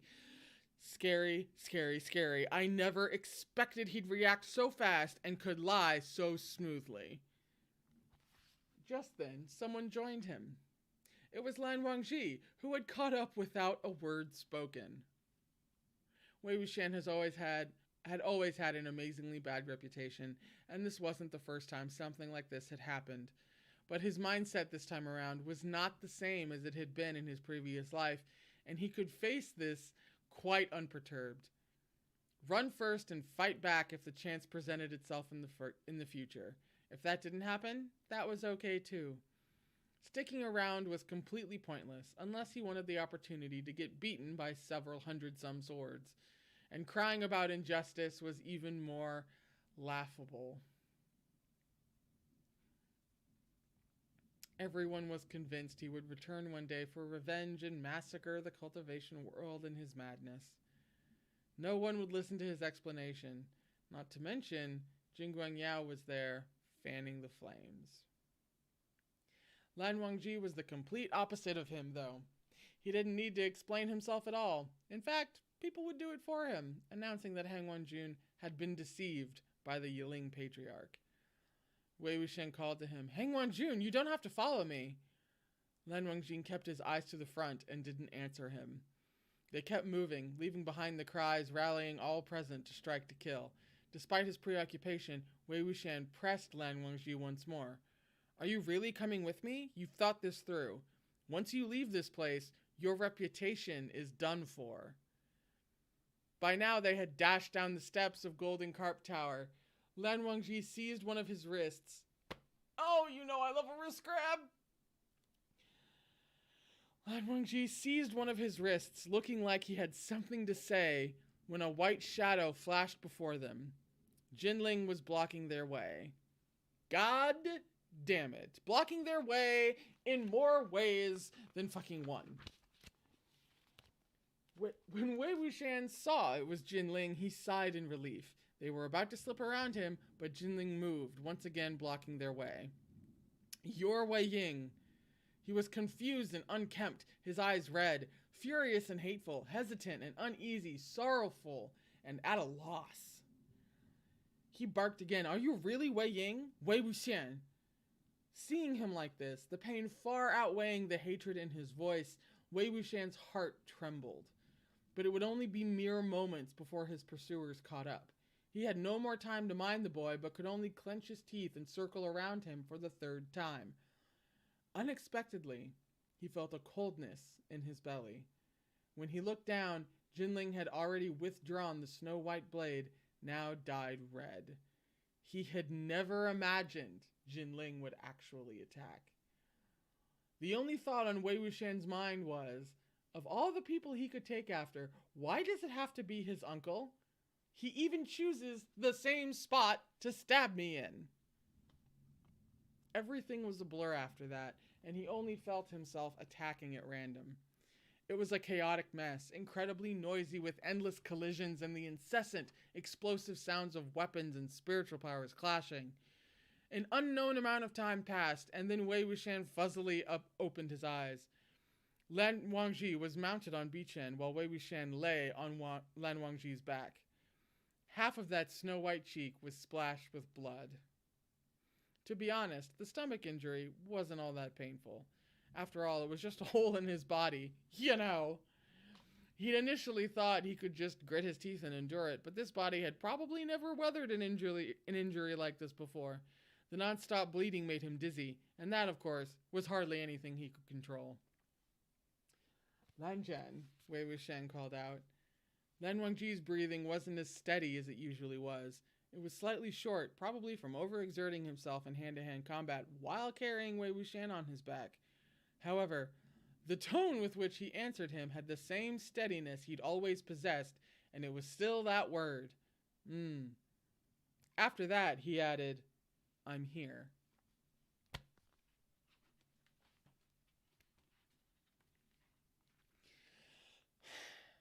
Hearing those two words, a feeling Wei Wuxian had never felt before spread into his heart. It was like an ache. His heart throbbed a little, but it was also warm. He still remembered back when they were in Jiangling. Lan Wangji had traveled thousands of kilometers to help him, but Wei Wuxian wasn't grateful at all, and he'd constantly clashed with him and made it awfully unpleasant between the two of them. But he really hadn't expected it to turn out like this. When everyone was praising him out of fear, Lan Wangji rebuked him to his face. When everyone spat and hated on him, Lan Wangji stood by his side.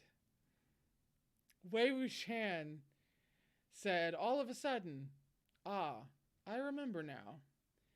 "What did you remember?" Lan Wangji asked. "I remembered, Lan Zhan, just like this. I've carried you on my back before."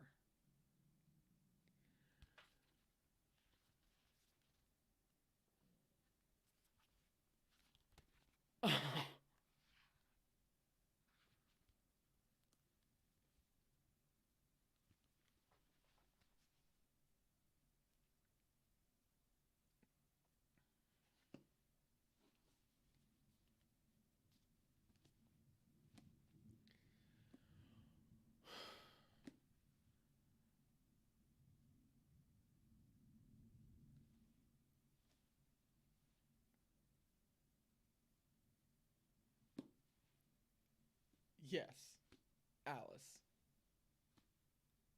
Yeah.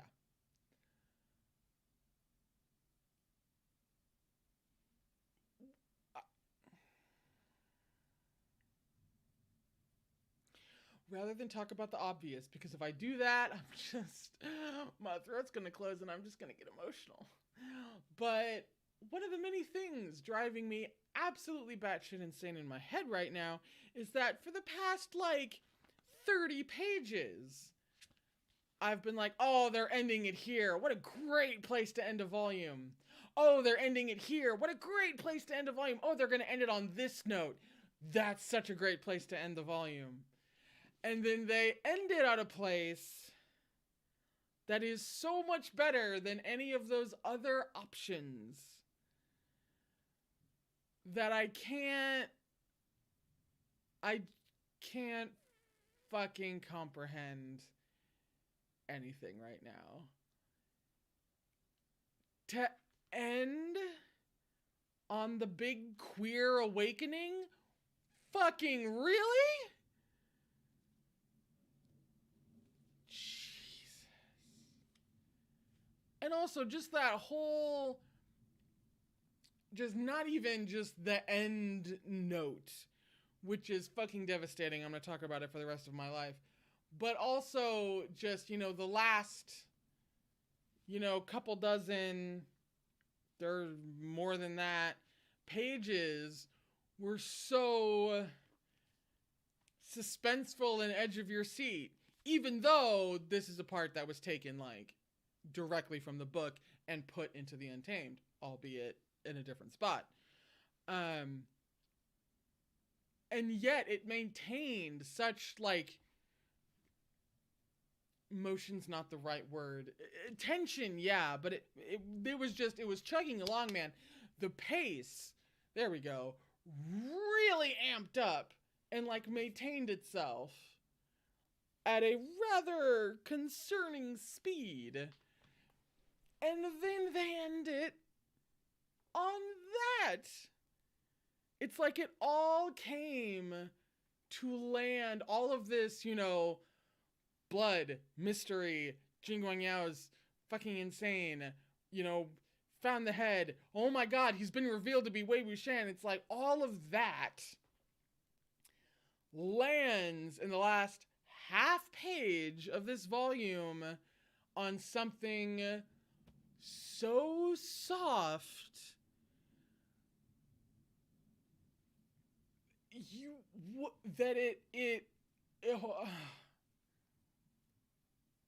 I hate her. I hate her. I really do. Loathe her entirely. Cannot believe. And also, the translators working on this thing are doing their damnedest. And while facing an absolutely crap employer. So, we need to stand up and acknowledge. I'm sure it's not, perfect. I'm sure there are a couple things wrong with it and there's some mistakes in here or whatever. But just generally speaking, they are doing such a good job that it's truly staggering. I cannot believe. Okay. We just hit 3 hours. Basically. We're just about to hit 3 hours. I think I started a few minutes late at 2:35 or something. But we're coming up on 3 damn hours. I am exhausted. But that was worth it. Painfully worth it. Volume 3 comes out, in almost exactly 2 months. It comes out August 17th, and it is June 16th. So, in a couple of months, we will be back here for more. Jesus. Meanwhile, congrats everybody, finishing book 2 in, what is this, stream 7? So, really probably should have been 8 streams, which may or may not have been the same as volume 1, I'm not entirely sure. That one was done a little bit differently in the beginning as well, so. But, woof, we there. We did it.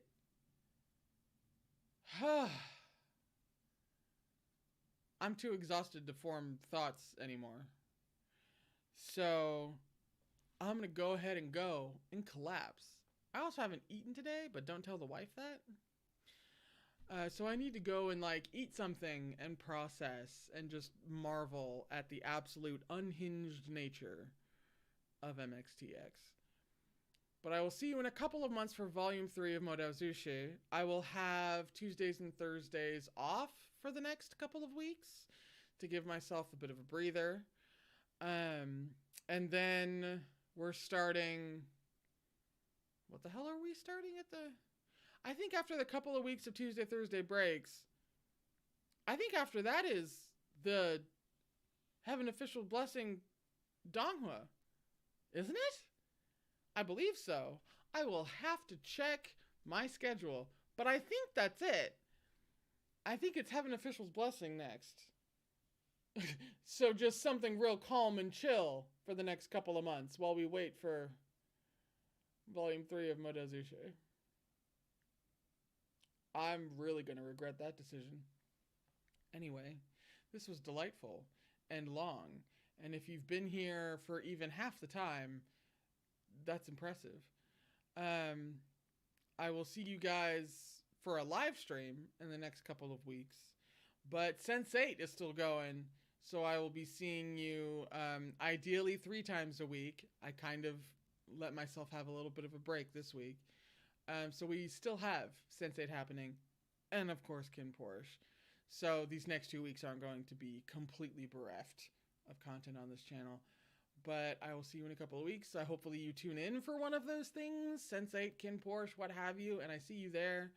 And until then, please remember to take care of yourself. And I will see you very, very soon.